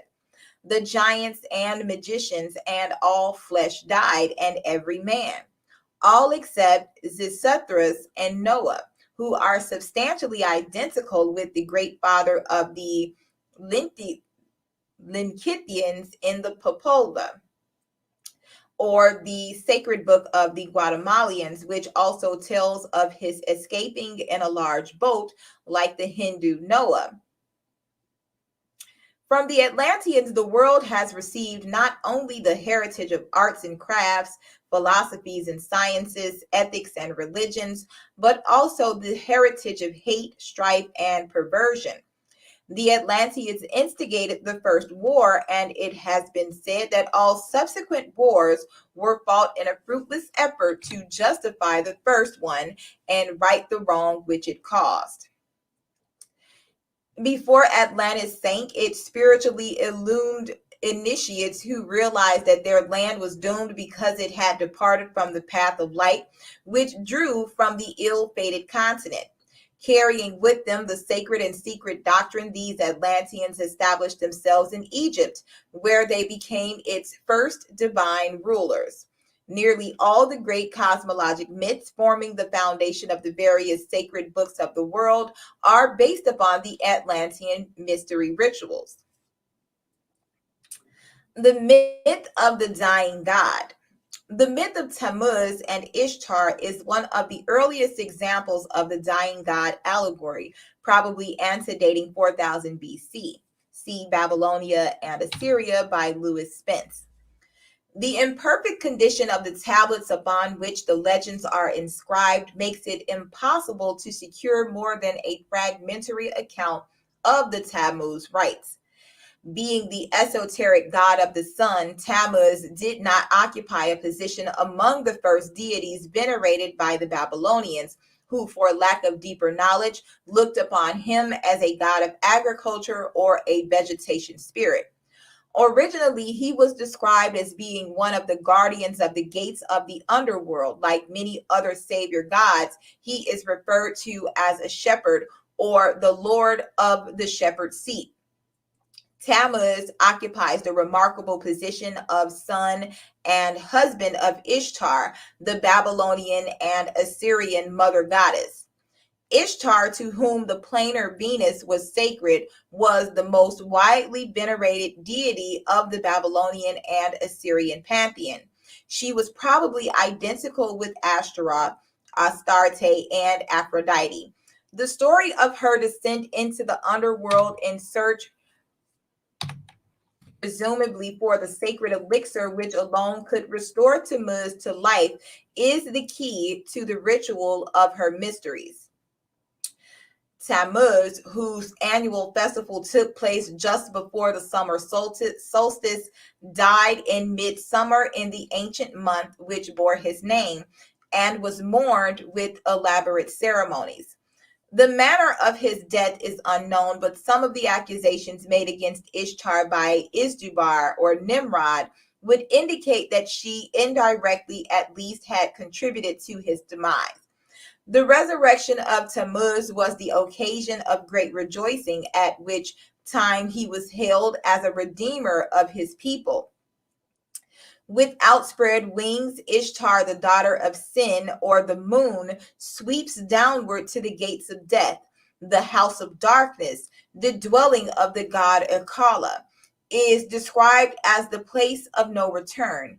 It is without light. The nourishment of those who dwell therein is dust, and their food is mud. Over the bolts on the door of the house of Erkala is scattered dust, and the keepers of the house are covered with feathers like birds. Ishtar demands that the keepers open the gates, declaring that if they do not, she will shatter the doorpost and strike the hinges and raise up dead devourers of the living. The guardians of the gates beg her to be patient while they go to the queen of Hades, from whom they secure permission to admit Ishtar, but only in the same manner as all others came to this dreary house. Ishtar thereupon descends through the 7 gates which lead downward into the depths of the underworld. At the first gate, the great crown is removed from her head. At the second gate, the earrings from her ears. At the third gate, the necklace from her neck. At the 4th gate, the ornaments from her breast. At the 5th gate, the girdle from her waist. At the 6th gate, the bracelets from her hands and feet. And at the 7th gate, the covering cloak of her body. Ishtar remonstrates as each successful article of apparel is taken from her, but the guardian tells her that this is the experience of all who enter the somber domain of death. Enraged upon beholding Ishtar, the mistress of Hades inflicts upon her all manner of disease and imprisons her in the underworld. As Ishtar represents the spirit of fertility, her loss prevents the ripening of the crops and the maturing of all life upon the earth. In this respect, the story parallels the legend of Persephone, The gods, realizing that the loss of Ishtar is disorganizing all nature, send a messenger to the underworld and demand her release. The mistress of Hades is forced to comply, and the water of life is poured over Ishtar. Thus, cured of the infirmities inflicted on her, she retraces her way upward through the seven gates, at each of which she is reinvested with the article of apparel which the guardians had removed. See the Chaldean account of Genesis. No record exists that Ishtar secured the water of life, which would have wrought the resurrection of Tammuz. The myth of Ishtar symbolizes the descent of the human spirit through the seven worlds, or spheres of the sacred planets, until finally deprived of its spiritual adornments, it incarnates in the physical body, Hades, where the mistress of that body reaps every form of sorrow and misery upon the imprisoned consciousness. The waters of life, the secret doctrine, cure the diseases of ignorance, and the spirit, ascending again to its divine source, regains its God-given adornments as it passes upward through the rings of the planets. Another mystery ritual among the Babylonians and Assyrians was that of Merodach and the dragon. Merodach, the creator of the inferior universe, slays a horrible monster, and out of her body forms the universe. Here is the probable source of the so-called Christian allegory of Saint George and the dragon. The mysteries of Adonis, or Adonai, were celebrated annually in many parts of Egypt, Phoenicia, and Byblos. The name Adonis, or Adonai, means Lord, and was a designation applied to the sun, and later borrowed by the Jews as the esoteric name of their god. Smyrna, mother of Adonis, was turned into a tree by the gods, and after a time the bark burst open and the infant savior issued forth. According to one account, he was liberated by a wild boar, which split the wood of the maternal tree with its tusk. Adonis was born at midnight of the 24th of December, and through his unhappy death, a mystery rite was established that wrought the salvation of his people. In the Jewish month of Tammuz, another name for this deity, he was gored to death by a wild boar sent by god Ars, or Mars. The Adoniasmos was the ceremony of lamenting the premature death of the murdered god. In Ezekiel 14, it was written that women were weeping for Tammuz, or Adonis, at the north gate of the Lord's house in Jerusalem. Sir James George Fraser cites Jerome thus.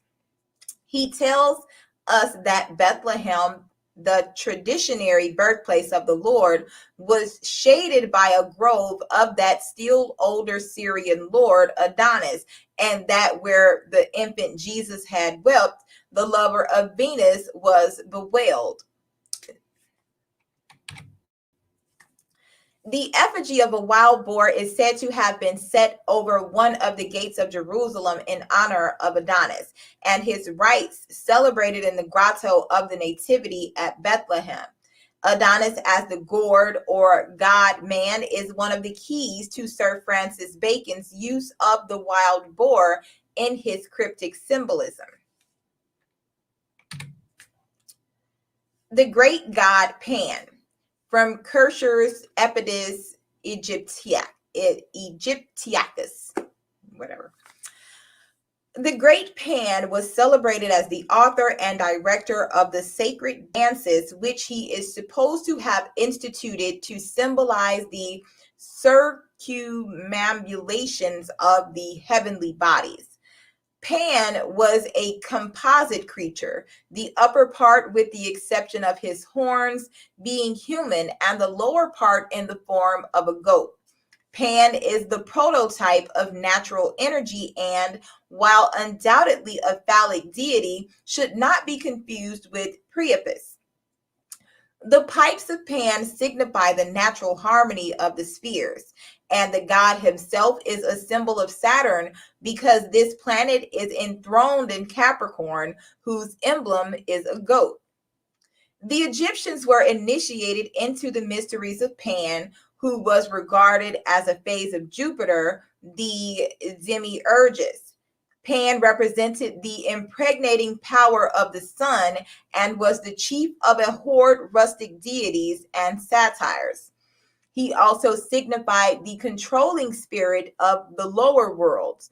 The fabricated story to the effect that at the time of the birth of Christ, the oracles were silenced after giving utterance to one last cry, "Great Pan is dead." Adonis was originally an androgynous deity who represented the solar power, which in the winter was destroyed by the evil principle of cold, the boar. After 3 days or months in the tomb, Adonis rose triumphant on the 25th day of March.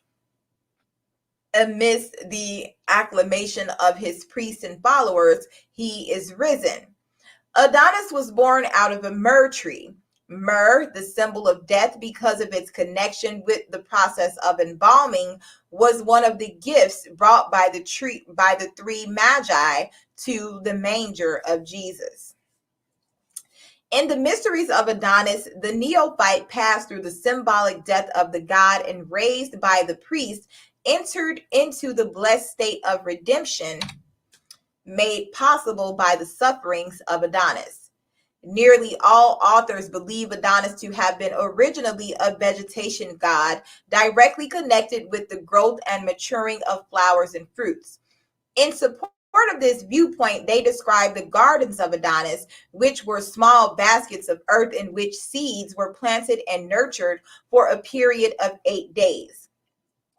When those plants prematurely died for lack of sufficient earth, they were considered emblematic of the murdered Adonis and were usually cast into the sea with images of the god. In Phrygia, there existed a remarkable school of religious philosophy which centered around the life and ultimately an untimely fate of another savior god known as Attis, by many considered synonymous with Adonis. This deity was born at midnight on the 24th day of December. Of his death, there are 2 accounts. In one, he was gored to death like Adonis. In the other, he emasculated himself under a pine tree and there died. His body was taken to a cave by the great mother Sibyl, where it remained through the ages without decaying. To the rites of Attis, the modern world is indebted for the symbolism of the Christmas tree.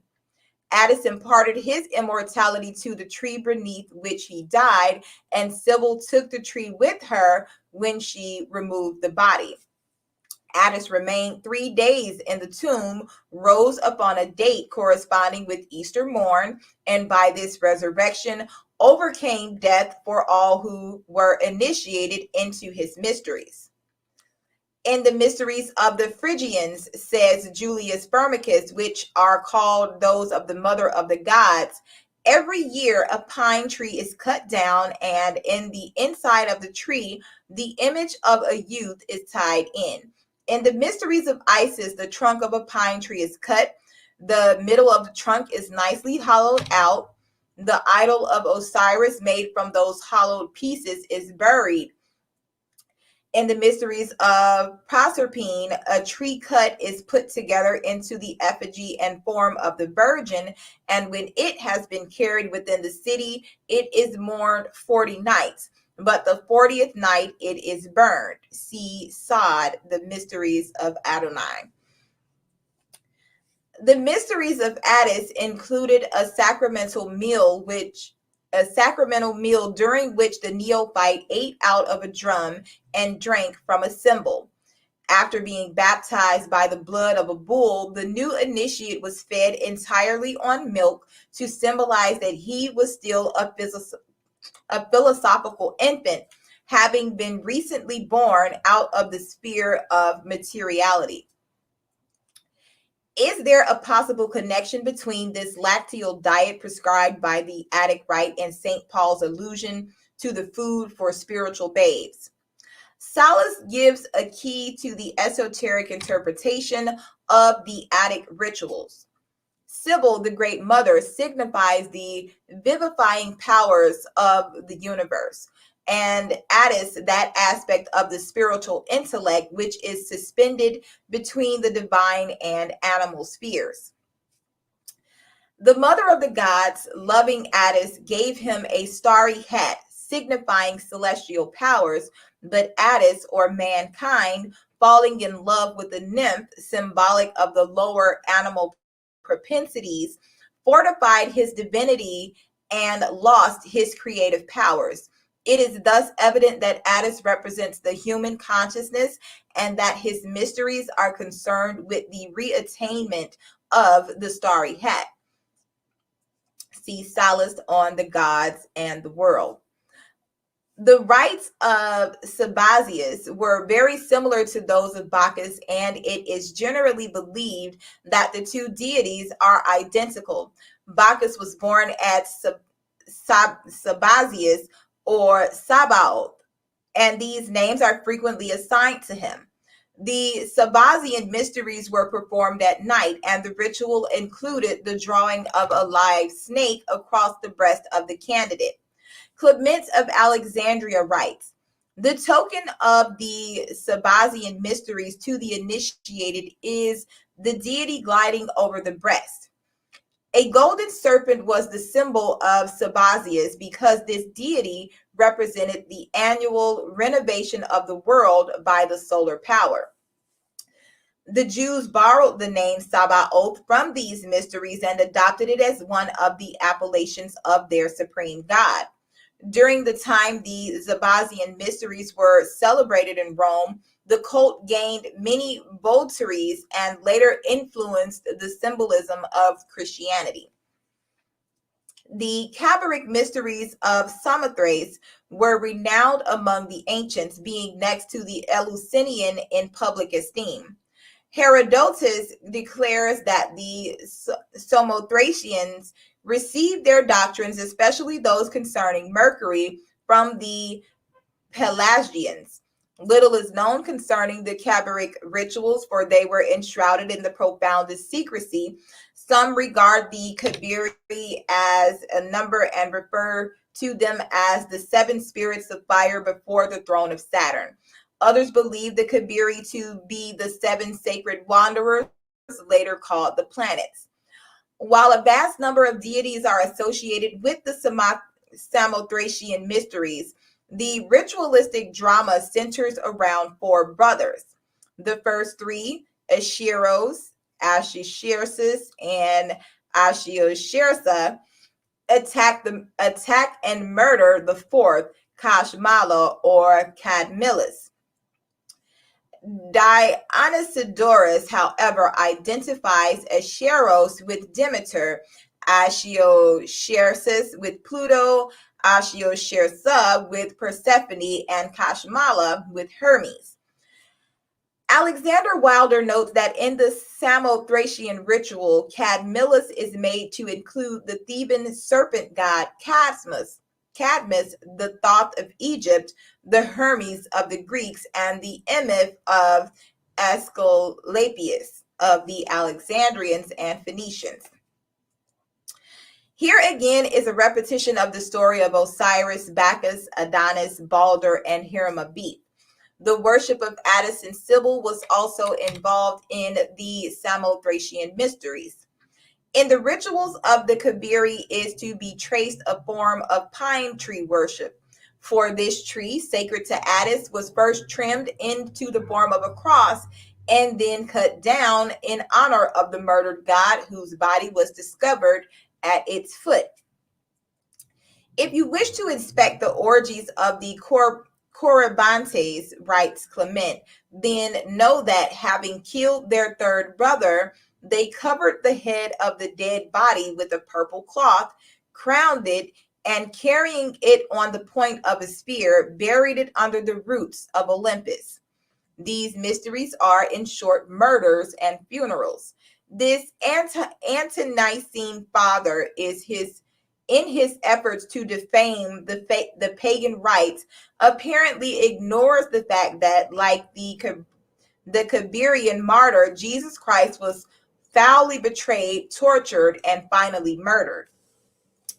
And the priests of these rites, who are called kings of the sacred rites by those whose business it is to name them, give additionally strangeness to the tragic occurrence by forbidding parsley with the roots from being placed on the table, for they think that parsley grew from the corybantic blood that flowed forth, just as the women in celebrating this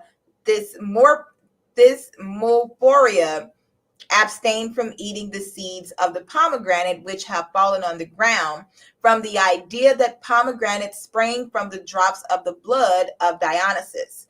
These corybantes also they call Kabiric, and the ceremony itself they announce as the Kabiric mystery.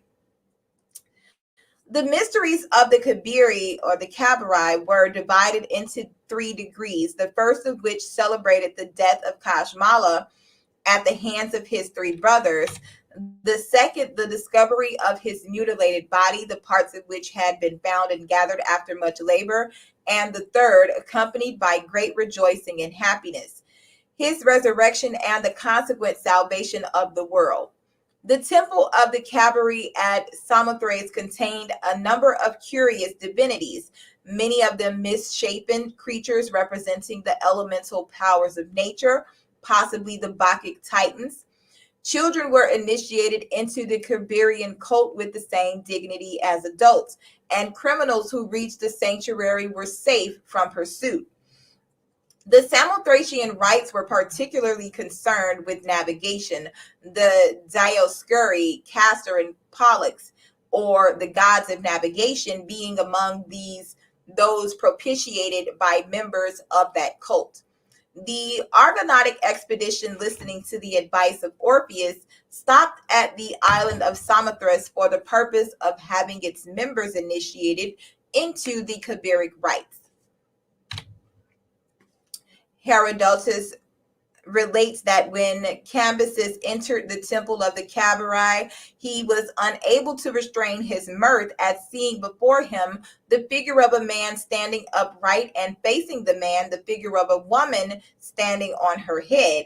Had Cambyses been acquainted with the principles of divine astronomy, he would have realized that he was then in the presence of the key to universal equilibrium.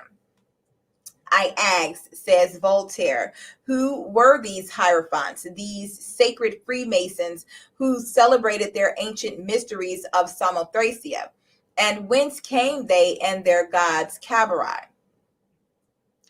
Clement speaks of the mysteries of the Kabiri as the sacred mystery of a brother slain by his brethren, and the Kabiric death was one of the secret symbols of antiquity. Thus, the allegory of the self murdered by the not-self is perpetuated through the religious mysticism of all peoples.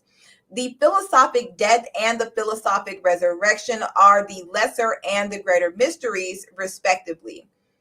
A curious aspect of the dying god myth is that of the hanged man. The most important example of this peculiar conception is found in the Odynic rituals, where Odin hangs himself for 9 nights from the branches of the world tree, and upon the same occasion also pierces his own side with the sacred spear. As the result of this great sacrifice, Odin, while suspended over the depths of Niflheim, discovered by meditation the runes or alphabets by which later the records of his own people were preserved.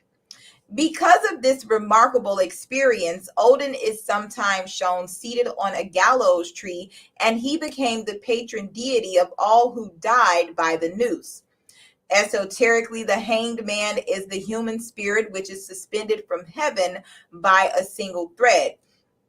Wisdom, not death, is the reward for this voluntary sacrifice, during which the human soul, suspended over the world of illusion and meditating upon its unreality, is rewarded by the achievement of self-realization. From a consideration of all these ancient and secret rituals, it becomes evident that the mystery of the dying god was universal among the illumined and venerated colleges of the sacred teaching. This mystery has been perpetuated in Christianity in the crucifixion and death of the God-man Jesus the Christ. The secret import of this world tragedy and the universal martyr must be rediscovered if Christianity is to reach the heights attained by the pagans in the days of their philosophic supremacy. The myth of the dying God is the key to both universal and individual redemption and regeneration, and those who do not comprehend the true nature of this supreme allegory are not privileged to consider themselves either wise or truly religious.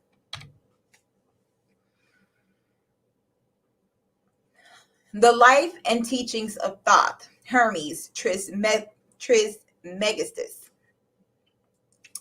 Thunder rolled, lightning flashed, the veil of the temple was rent from top to bottom.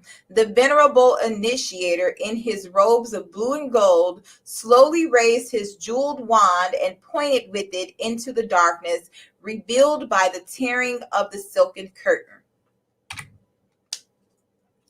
Behold the light of Egypt. The candidate, in his plain white robe, gazed into the utter blackness framed by the two great lotus-headed columns between which the veil had hung.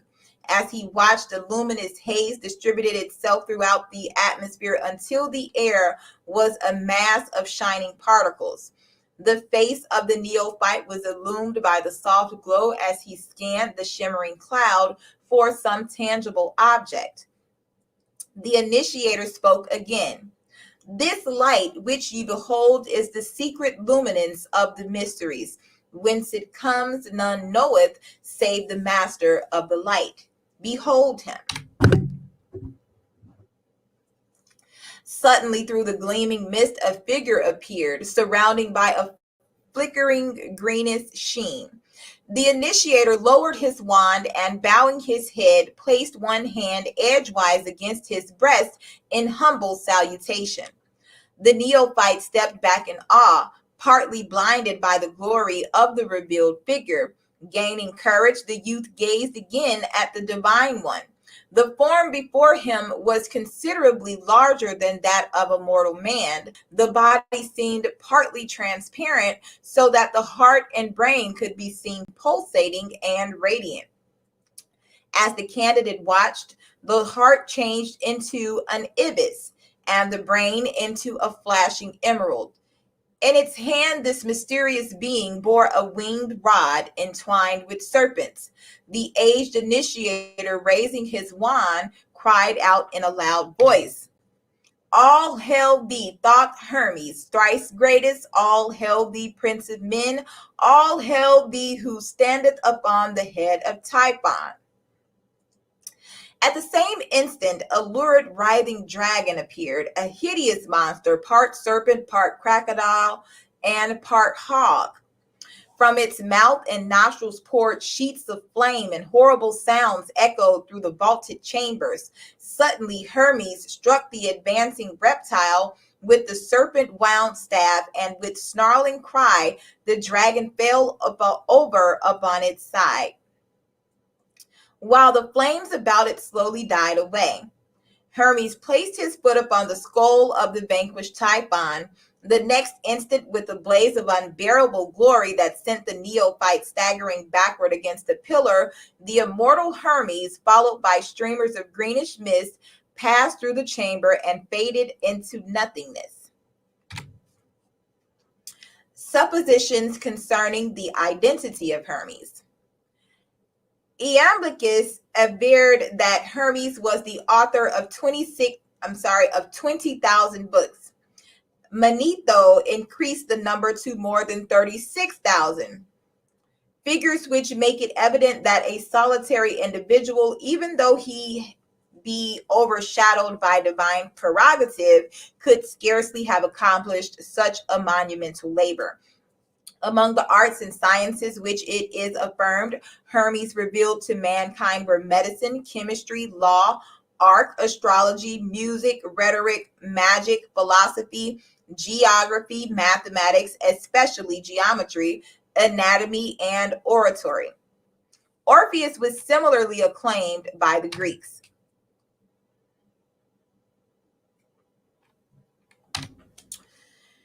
Hermes Mercurius Trismegistus, from Historia Diorum Fatid Decorum. Master of all arts and sciences, perfect in all crafts, ruler of the three worlds, scribe of the gods, and keeper of the books of life. Thoth Hermes Trismegistus, the 3 times greatest, the first intelligencer, was regarded by the ancient Egyptians as the embodiment of the universal mind. While in all probability there actually existed a great sage and educator by the name of Hermes, it is impossible to extricate the historical man from the mass of legendary accounts which attempt to identify him with the cosmic principle of thought. In his biography of Antiquity, Francis Barré says of Hermes, "If God ever appeared in man, he appeared in him, as is evident both from his books and his Pemminder, in which works he has communicated the sum of the abyss and the divine knowledge to all posterity, by which he has demonstrated himself to have been not only an inspired divine, but also a deep philosopher, obtaining his wisdom from God and heavenly things, and not from man. His transcendent learning caused Hermes to be identified with many of the early sages and prophets. In his ancient mythology, Bryant writes, I have mentioned that Cadmus was the same as the Egyptian Thoth, and it is manifest from his being Hermes and from the invention of letters being attributed to him. In the chapter of the theory of Pythagorean mathematics will be found the table of the original Cadmean letters. Investigators believe that it was Hermes who was known to the Jews as Enoch, called by Kennelly the second messenger of God. Hermes was accepted into the mythology of the Greeks, later becoming the Mercury of the Latins. He was revered through the form of the planet Mercury because this body is nearest to the sun. Hermes of all creatures was nearest to God and became known as the messenger of the gods.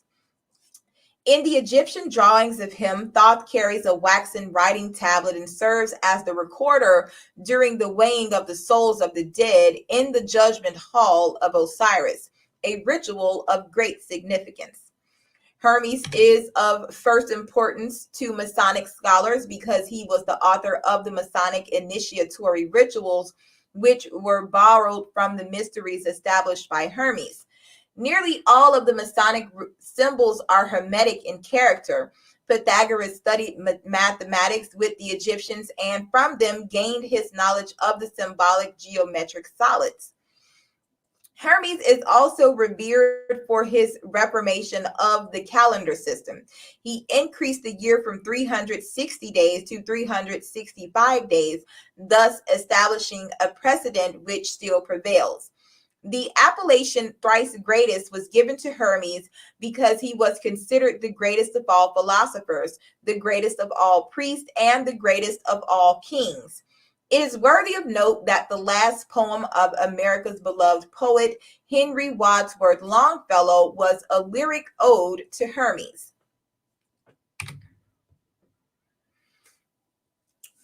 The mutilated Hermetic fragments. On the subject of the Hermetic books, James Campbell Brown, in his History of Chemistry, has written, leaving the Chaldean and earliest Egyptian periods, of which we have remains but no record, and from which no names of either chemists or philosophers have come down to us, we now approach the historic period when books were written not at first upon parchment or paper, but upon papyrus. A series of early Egyptian books is attributed to Hermes Trismegistus, who may have been a real savant or may be a personification of a long succession of writers. He is identified by some with the Greek god Hermes and the Egyptian Thoth or Tuti, who was the moon god and is represented in ancient paintings as Ibis ibis-headed with the disk and crescent of the moon. The Egyptians regarded him as the god of wisdom, letters, and the recording of time. It is in consequence of the great respect entertained for Hermes by the old alchemists that chemical writings were called hermetic, and that the phrase hermetically sealed is still in use to designate the closing of a glass vessel by fusion after the manner of chemical manipulators. We find the same root in the Hermetic medicines of Paracelsus and the Hermetic Freemasonry of the Middle Ages. Among the fragmentary writings believed to have come from the stylus of Hermes are two famous works. The first is the Emerald Table, and the second is the Divine Pemminder, or as it is more commonly called, the Shepherd of Men, a discussion of which follows. One outstanding point in connection with Hermes is that he was one of the few philosopher priests of pagandom upon whom the early Christians did not vent their spleen. Some church fathers went so far as to declare that Hermes exhibited many symptoms of intelligence, and that if he had only been born in a more enlightened age, so that he might have benefited by their instructions, he would have been a really great man. In his Stramata, Clement of Alexandria, one of the few chroniclers of pagan lore whose writings have been preserved to this age, gives practically all information that is known concerning the original 42 books of Hermes and the importance with which these books were regarded by both the temporal and spiritual powers of Egypt. Clement describes one of their ceremonial processions as follows. For the Egyptians pursue a philosophy of their own. This is principally shown by their sacred ceremonial. For first advances the singer bearing someone of the symbols of music. For they say that he must learn two of the books of Hermes, the one which contains the hymns of the gods, the second the regulations for the king's life. And after the singer advances the astrologer with a horologe in his hand and a palm, the symbols of astrology. He must have the astrological books of Hermes, which are 4 in number, always in his mouth.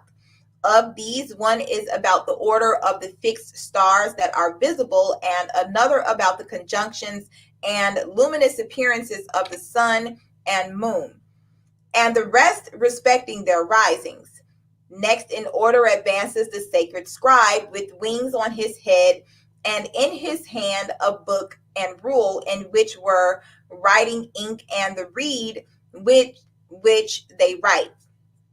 And he must be acquainted with what are called hieroglyphics and know about cosmography and geography, the position of the sun and moon, and about the 5 planets. Also the description of Egypt and the chart of the Nile, and the description of the equipment of the priest and of the place consecrated to them, and about the measures and the things in use in the sacred rites. Then the stole keeper follows those previously mentioned with the cubit of justice and the cup for libations. He is acquainted with all points called pedutic relating to training and moschophaltic sacrificial. There are also 10 books which relate to the honor paid by them to their gods and containing the Egyptian worship, as that relating to sacrifices, first fruits, hymns, prayers, processions, festivals, and the like. And behind all walks the prophet with the water vase carried openly in his arms, who is followed by those who carry the issue of loaves. He, as being the governor of the temple, learns the 10 books called hieratic, and they contain all about the laws and the gods and the whole of the training of the priest. For the prophet is among the Egyptians also over the distribution of the revenues. There are then 42 books of Hermes indispensably necessary, of which the 6 and 30 containing the whole philosophy of the Egyptians are learned by the forementioned personages, and the other 6, which are medical, by the pastophori, image bearers, treating of the structure of the body and of disease and instruments and medicines and about the eyes, and the last about women. One of the greatest tragedies of the philosophic world was the loss of nearly all of the 42 books of Hermes mentioned in the foregoing.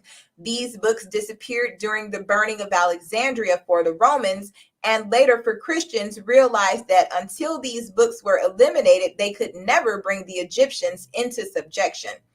The volumes which escaped the fire were buried in the desert, and their location is now known to only a few initiates of the secret schools.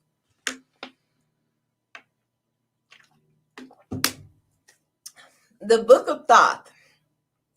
While Hermes still walked the earth with men, he entrusted to his chosen successors the sacred Book of Thoth. This work contained the secret processes by which the regeneration of humanity was to be accomplished, and also served as the key to his other writings. Nothing definite is known concerning the contents of the Book of Thoth, other than that its pages were covered with strange hieroglyphic figures and symbols, which gave to those acquainted with their use unlimited power over the spirits of the air and the subterranean divinities. When certain areas of the brain are stimulated by the secret processes of the mysteries, the consciousness of man is extended, and he is permitted to behold the immortals and enter into the presence of the superior gods. The Book of Thoth described the method whereby this stimulation was accomplished. In truth, therefore, it was the key to immortality. According to legend, the Book of Thoth was kept in a golden box in the inner sanctuary of the temple. There was but one key, and this was in the possession of the master of the mysteries, the highest initiate of the Hermetic Arcanum. He alone knew what was written in the secret book. The Book of Thoth was lost to the ancient world with the decay of the mysteries, but its faithful initiates carried it sealed in the sacred casket into another land. The book is still in existence and continues to lead the disciples of this age into the presence of the immortals. No other information can be given to the world concerning it now, but the apostolic succession from the first Hierophant, initiated by Hermes himself, remains unbroken to this day. And those who are peculiarly fitted to serve the immortals may discover this priceless document if they will search sincerely and timelessly for it.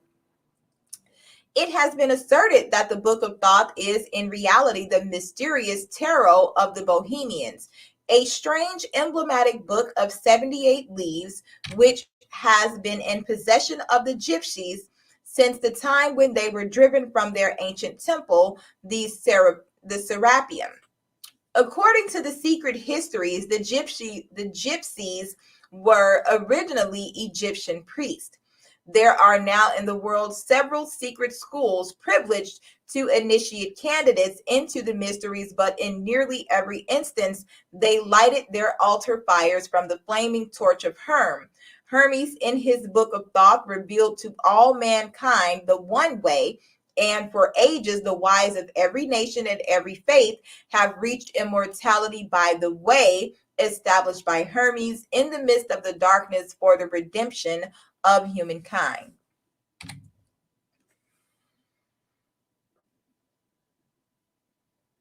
Thoth, the ibis-headed. From Wilkinson's Manners and Customs of the Ancient Egyptians. It is doubtful that the deity called Thoth by the Egyptians was originally Hermes, but the two personalities were blended together, and it is now impossible to separate them.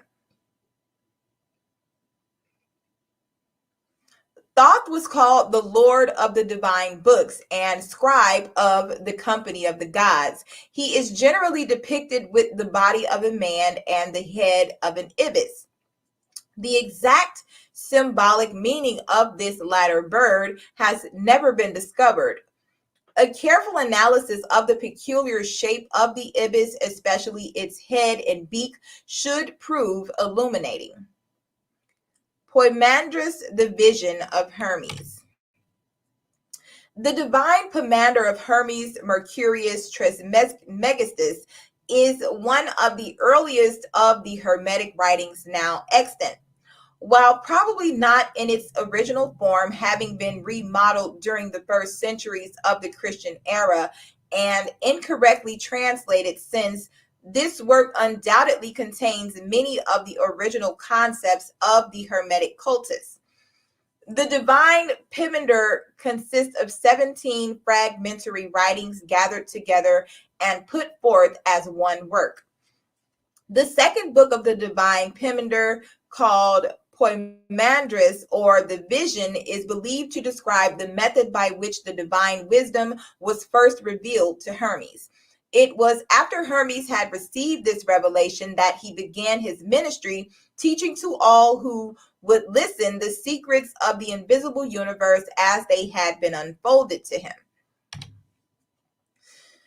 The Vision is the most famous of all the Hermetic fragments and contains an exposition of Hermetic cosmogony and the secret sciences of the Egyptians regarding the culture and unfoldment of the human soul. For some time, it was erroneously called the Genesis of Enoch, but that mistake has now been rectified. At hand, while preparing the following interpretation of the symbolic philosophy concealed within the Vision of Hermes, the present author has had these reference works: The Divine Pomander of Hermes Mercurius Trismegistus, London 1650, translated out of the Arabic and Greek by Dr. Everard; Hermetica, Oxford 1924, edited by Walter Scott; Hermes, The Mysteries of Egypt, Philadelphia 1925, by Edward Shure; and The Thrice Greatest Hermes, London 1906, by G.R.S. Mead. To the material contained in the above volumes, he has added commentaries based upon the esoteric philosophy of the ancient Egyptians, together with amplifications derived partly from other Hermetic fragments and partly from the secret arcanum of the Hermetic sciences. For the sake of clarity, the narrative form has been chosen in preference to the original dialogic style, and obsolete words have given place to those in current use. Hermes, while wandering in a rocky and desolate place, gave himself over to meditation and prayer. Following the secret instructions of the temple, he gradually freed his higher consciousness from the bondage of his bodily senses and thus released his divine nature, revealed to him the mysteries of the transcendental spheres. He beheld a figure terrible and awe-inspiring. It was the great dragon with wings stretching across the sky and light streaming in all directions from its body. The mysteries taught that the universal life was personified as a dragon. The great dragon called Hermes by name and asked him why he thus meditated upon the world mystery. Terrified by the spectacle, Hermes prostrated himself before the dragon, beseeching it to reveal its identity. The great creature answered that it was Poimandres, the mind of the universe, the creative intelligence, and the absolute emperor of all. Shure identifies Poimandres as the god Osiris. Hermes then besought Poimandres to disclose the nature of the universe and the constitution of the gods. The dragon acquiesced, bidding Trismegistus hold its image in his mind. Immediately the form of Poimandres changed, where it had stood there as a glorious and pulsating radiance. This light was the spiritual nature of the great dragon itself. Hermes was raised into the midst of this divine effulgence, and the universe of material things faded from his consciousness. Presently, a great darkness descended and, expanding, swallowed up the light. Everything was troubled. About Hermes swirled a mysterious watery substance which gave forth a smoke-like vapor. The air was filled with inarticulate moanings and sighings which seemed to come from the light, swallowed up in the darkness. His mind told Hermes that the light was the form of the spiritual universe and that the swirling darkness which had engulfed it represented material substance. Then out of the imprisoned light a mysterious and holy word came forth and took its stand upon the smoking waters. This word, the voice of the light, rose out of the darkness as a great pillar, and the fire and the air followed after it. But the earth and the water remained unmoved below. Thus the waters of light were divided from the waters of darkness, and from the waters of light were formed the worlds above, and from the waters of darkness were formed the worlds below. The earth and the water next mingled, becoming inseparable, and the spiritual word, which is called reason, moved upon their surface, causing endless turmoil. Then again was heard the voice of Poimandres, but his form was not revealed. I, thy God, am the light, and the mind which were before substance was divided from spirit, and darkness from light. And the word which appeared as a pillar of flame out of the darkness is the Son of God, born of the mystery of the mind. The name of that word is reason. Reason is the offspring of thought, and reason shall divide the light from the darkness and establish truth in the midst of the waters. Understand, O Hermes, and meditate deeply upon the mystery. That which in you sees and hears is not of the earth, but is the word of God incarnate. So it is said that divine light dwells in the midst of mortal darkness, and ignorance cannot divide them. The union of the word and the mind produces that mystery which is called life. As the darkness without you is divided against itself, so the darkness within you is likewise divided. The light and the fire which rise are the divine man, ascending in the path of the word, and that which fails to ascend is the mortal man, which may not partake of immortality. Learn deeply of the mind and its mystery, for therein lies the secret of immortality. The dragon again revealed its form to Hermes, and for a long time the two looked steadfastly one upon the other, eye to eye, so that Hermes trembled before the gaze of Poimandres. At the word of the dragon, the heavens opened, and the innumerable light powers were revealed, soaring through cosmos on pinions of streaming fire. Hermes beheld the spirits of the stars, the celestials controlling the universe, and all those powers which shine with the radiance of the one fire, the glory of the sovereign mind. Hermes realized that the sight which he beheld was revealed to him only because Poimandres had spoken a word. The word was of reason, and by reason of the word, invisible things were made manifest.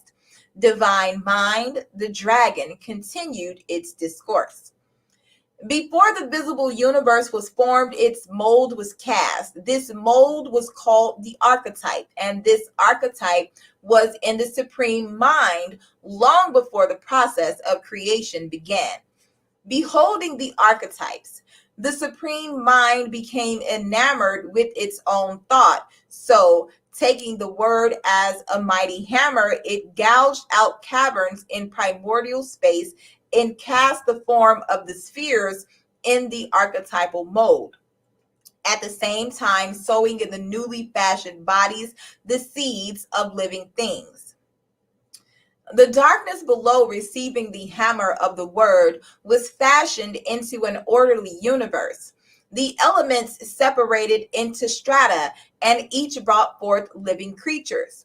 The supreme being, the mind, male and female, brought forth the word, and the word, suspended between light and darkness, was delivered of another mind called the workman, the master builder, or the maker of things. In this manner it was accomplished, O Hermes. The word, moving like a breath through space, called forth the fire by the friction of its motion. Therefore the fire is called the son of striving. The workman passed as a whirlwind through the universe, causing the substances to vibrate and glow with its friction. The son of striving thus formed 7 governors. The spirits of the planets whose orbits bounded the world, and the seven governors controlled the world by the mysterious power called destiny, given them by the fiery workmen. When the second mind, the workmen, had organized chaos, the word of God rose straightway out of its prisons of substance, leaving the elements without reason, and joined itself to the nature of the fiery workmen. Then the second mind, together with the risen word, established itself in the midst of the universe and whirled the wheels of the celestial powers. This shall continue from an infinite beginning to an infinite end, for the beginning and the ending are in the same place and state. Then the downward turned and unreasoning elements brought forth creatures without reason. Substance could not bestow reason, for reason had ascended out of it. The air produced flying things, and the waters such as to swim. The earth conceived strange four-footed and creeping beasts, dragons, composite demons, and grotesque monsters. Then the Father, the supreme mind, being light and life, fashioned a glorious universal man in its own image, not an earthly man, but a heavenly man, dwelling in the light of God. The supreme mind loved the man it had fashioned and delivered him the control of the creations and workmanships. The man, desiring to labor, took up his abode in the sphere of generation and observed the works of his brother, the second mind, which sat upon the ring of the fire.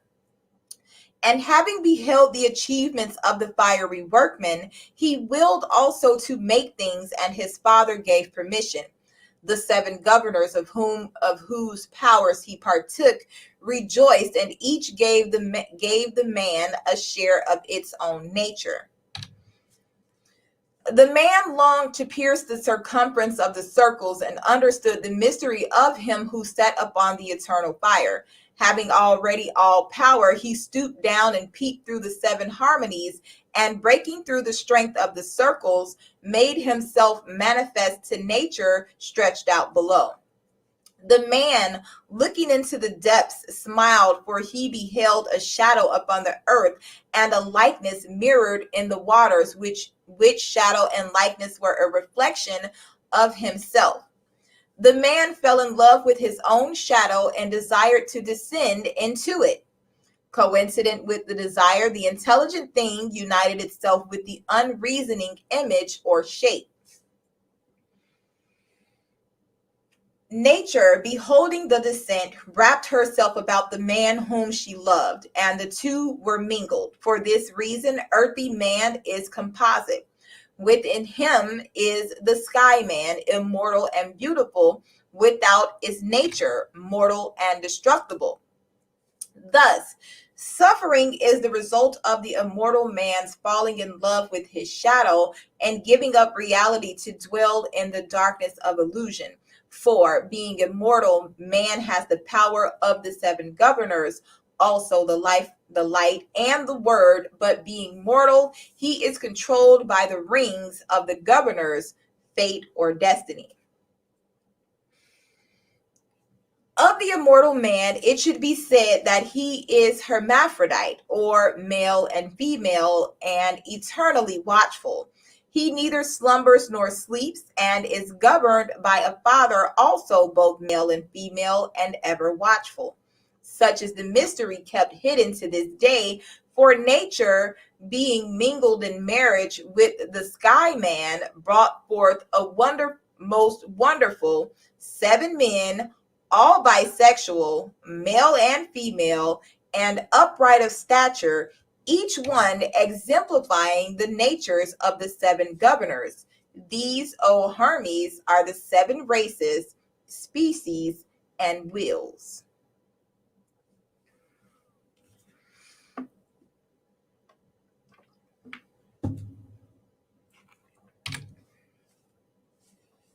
A Greek form of Hermes from Bryant's mythology. The name Hermes is derived from Herm, or a form of Shiram, the personified universal life principle, generally represented by fire.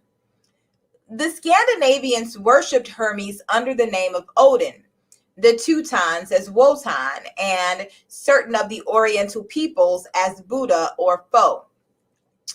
There are two theories concerning his demise. The first declares that Hermes was translated like Enoch and carried without death into the presence of God. The second states that he was buried in the valley of Ebron and a great treasure placed in his tomb, not a treasure of gold, but of books and sacred learning. The Egyptians likened humanity to a flock of sheep. The supreme and inconceivable father was the shepherd, and Hermes was the shepherd dog. The origin of the shepherd's crook in religious symbolism may be traced to the Egyptian rituals.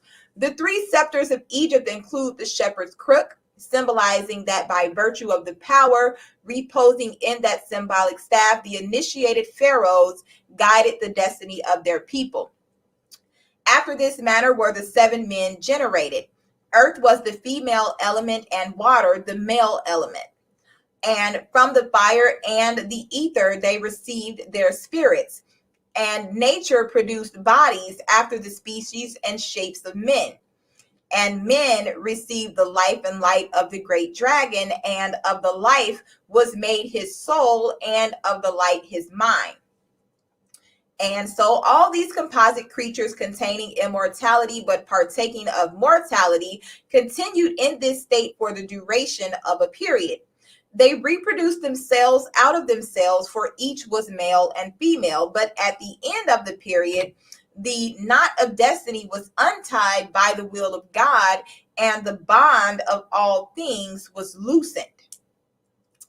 Then all living creatures, including man, which had been hermaphroditical, were separated, the males being set apart by themselves, and the females likewise, according to the dictates of reason.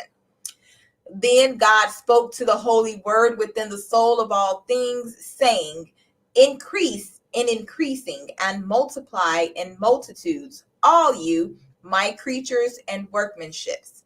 Let him that is endued with mind know himself to be immortal, and that the cause of death is the love of the body, and let him learn all things that are, for he who has recognized himself enters into the state of good. And when God had said this, Providence, with the aid of the seven governors in harmony, brought the sexes together, making the mixtures and establishing the generations, and all things were multiplied according to their kind. He who through the error of attachment loves his body abides wandering in darkness, sensible and suffering the things of death. But he who realizes that the body is but the tomb of his soul rises to immortality. Then Hermes desired to know why men should be deprived of immortality for the sin of ignorance alone. The great dragon answered, to the ignorant, the body is supreme, and they are incapable of realizing the immortality that is within them. Knowing only the body which is subject to death, they believe in death because they worship that substance which is the cause and reality of death. Then Hermes asked how the righteous and wise pass to God, which Poimandres replied, that which the word of God said, say I. Because the Father of all things consists of life and light, wherefore man is made.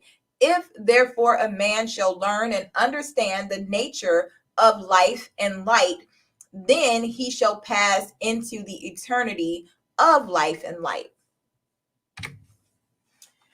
Hermes next inquired about the road by which the wise attain to life eternal, and Poimandres continued, let the man endued with the mind mark consider and learn of himself, and with the power of his mind divide himself from his not self, and become a servant of reality. Hermes asked if all men did not have minds, and the great dragon replied, take heed what you say, for I am the mind, the eternal teacher. I am the father of the word, the redeemer of all men, and in the nature of the wise, the word takes flesh. By the word, the world is saved. I, Thoth, the father of the word, the mind, come only unto men that are holy and good, pure and merciful, and that live piously and religiously, and my presence is an inspiration and a help to them. For when I come, they immediately know all things and adore the universal Father. Before such wise and philosophic ones die, they learn to renounce their senses, knowing that these are the enemies of their immortal souls. I will not permit the evil senses to control the bodies of those who love me, nor will I allow evil emotions and evil thoughts to enter them. I become as a porter or doorkeeper and shut out evil, protecting the wise from their own lower nature. But to the wicked, the envious, and the covetous I come not. For such cannot understand the mysteries of mine, therefore I am unwelcomed. I leave them to the avenging demon that they are making in their own souls, for evil each day increases itself and torments man more sharply, and each evil deed adds to the evil deeds that are gone before, until finally evil destroys it. The punishment of desire is the agony of unfulfillment.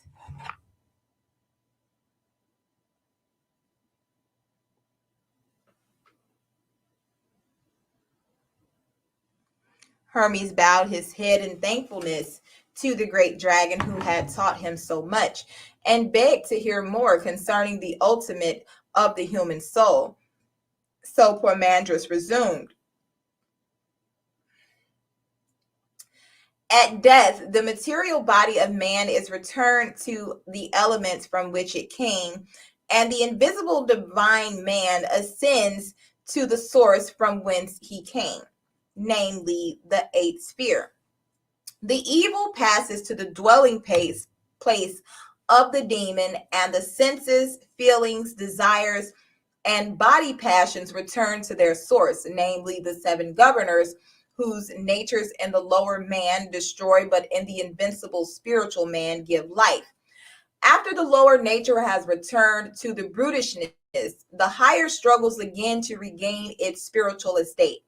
It ascends the seven rings upon which sit the seven governors, and returns to each their lower powers in this manner. Upon the first ring sits the moon, and to it is returned the ability to increase and diminish. Upon the second ring sits Mercury, and to it are returned machinations, deceit, and craftiness. Upon the third ring sits Venus, and to it are returned the lust and passions. Upon the fourth ring sits the sun, and to this Lord are returned ambitions. Upon the fifth ring sits Mars, and to it are returned rashness and profane boldness. Upon the sixth ring sits Jupiter, and to it are returned the sense of accumulation and riches. And upon the seventh ring sits Saturn at the gate of chaos, and to it are returned falsehood and evil plotting. Then, being naked of all the accumulations of the seven rings, the soul comes to the eighth sphere, namely the ring of the fixed stars. Here, freed of all illusion, it dwells in the light and sings praises to the Father in a voice which only the pure of spirit may understand. Behold, O Hermes, there is a great mystery in the eighth sphere, for the Milky Way is the seed ground of souls, and from it they drop into the rings, and to the Milky Way they return again from the wheels of Saturn. But some cannot climb the seven-runged ladder of the rings, so they wander in darkness below and are swept into eternity with the illusion of sense and earthiness. The path to immortality is hard, and only a few find it. The rest await the great day when the wheels of the universe shall be stopped, and the immortal sparks shall escape from the sheets of substance. Woe unto those who wait, for they must return again, unconscious and unknowing, to the seed ground of stars, and await a new beginning. those who are saved by the light of the mystery which I have revealed unto you, O Hermes, and which I now bid you to establish among men, shall return again to the Father who dwelleth in the white light, and shall deliver themselves up to the light, and shall be absorbed into the light. And in the light they shall become powers in God. This is the way of good, and is revealed only to them that have wisdom. Blessed art thou, O son of light, to whom of all men I, Poimandres, the light of the world, have revealed myself. I order you to go forth to become as a guide to those who wander in darkness, that all men within whom dwells the spirit of my mind, the universal mind, may be saved by my mind in you, which shall call forth my mind in them. Establish my mysteries, and they shall not fail from the earth, for I am the mind of the mysteries, and until mine fails, which is never, my mysteries cannot fail.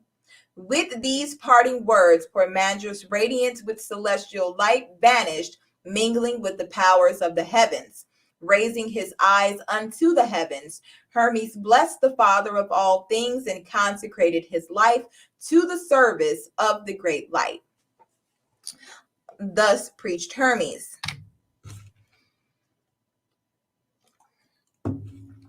O people of the earth, men born and made of the elements, but with the spirit of the divine man within you, rise from your sleep of ignorance. Be sober and thoughtful. Realize that your home is not in the earth, but in the light. Why have you delivered yourselves over unto death, having power to partake of immortality? Repent and change your minds. Depart from the dark light and forsake corruption forever. Prepare yourselves to climb through the seven rings and to blend your souls with the eternal light. Some who heard mocked and scoffed and went their way, delivering themselves to the second death, from which there is no salvation. But others, casting themselves before the feet of Hermes, besought him to teach them the way of life.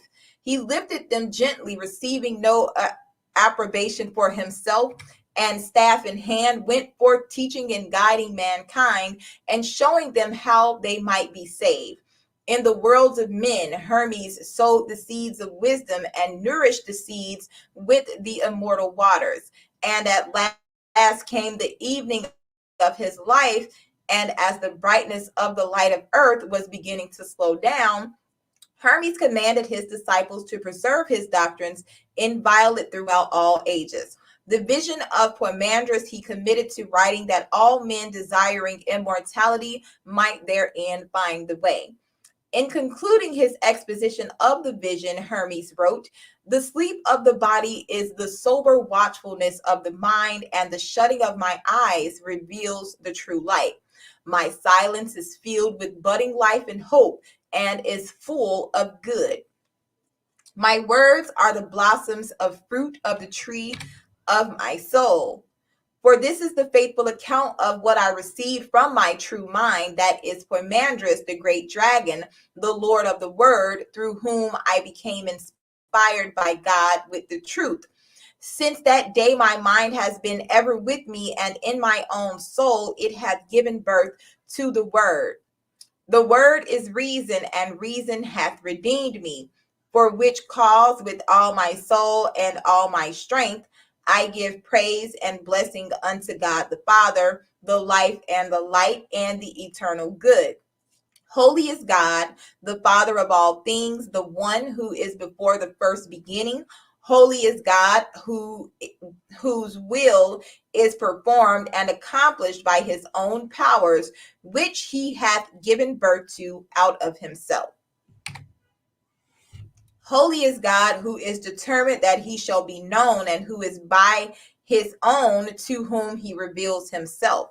Holy art thou, who by thy word reason hast established all things. Holy art thou, of whom all nature is the image. Holy art thou, whom the inferior nature has not formed. Holy art thou, who art stronger than all powers. Holy art thou, who art greater than all excellency. Holy art thou, who art better than all praise. Accept these reasonable sacrifices from a pure soul and a heart stretched out unto thee. O thou unspeakable, unutterable, to be praised with silence. I beseech thee to look mercifully upon me, that I may not err from the knowledge of thee, and that I may enlighten those that are in ignorance, my brothers and thy sons. Therefore I believe thee and bear witness unto thee, and depart in peace and in trustfulness into thy light and life.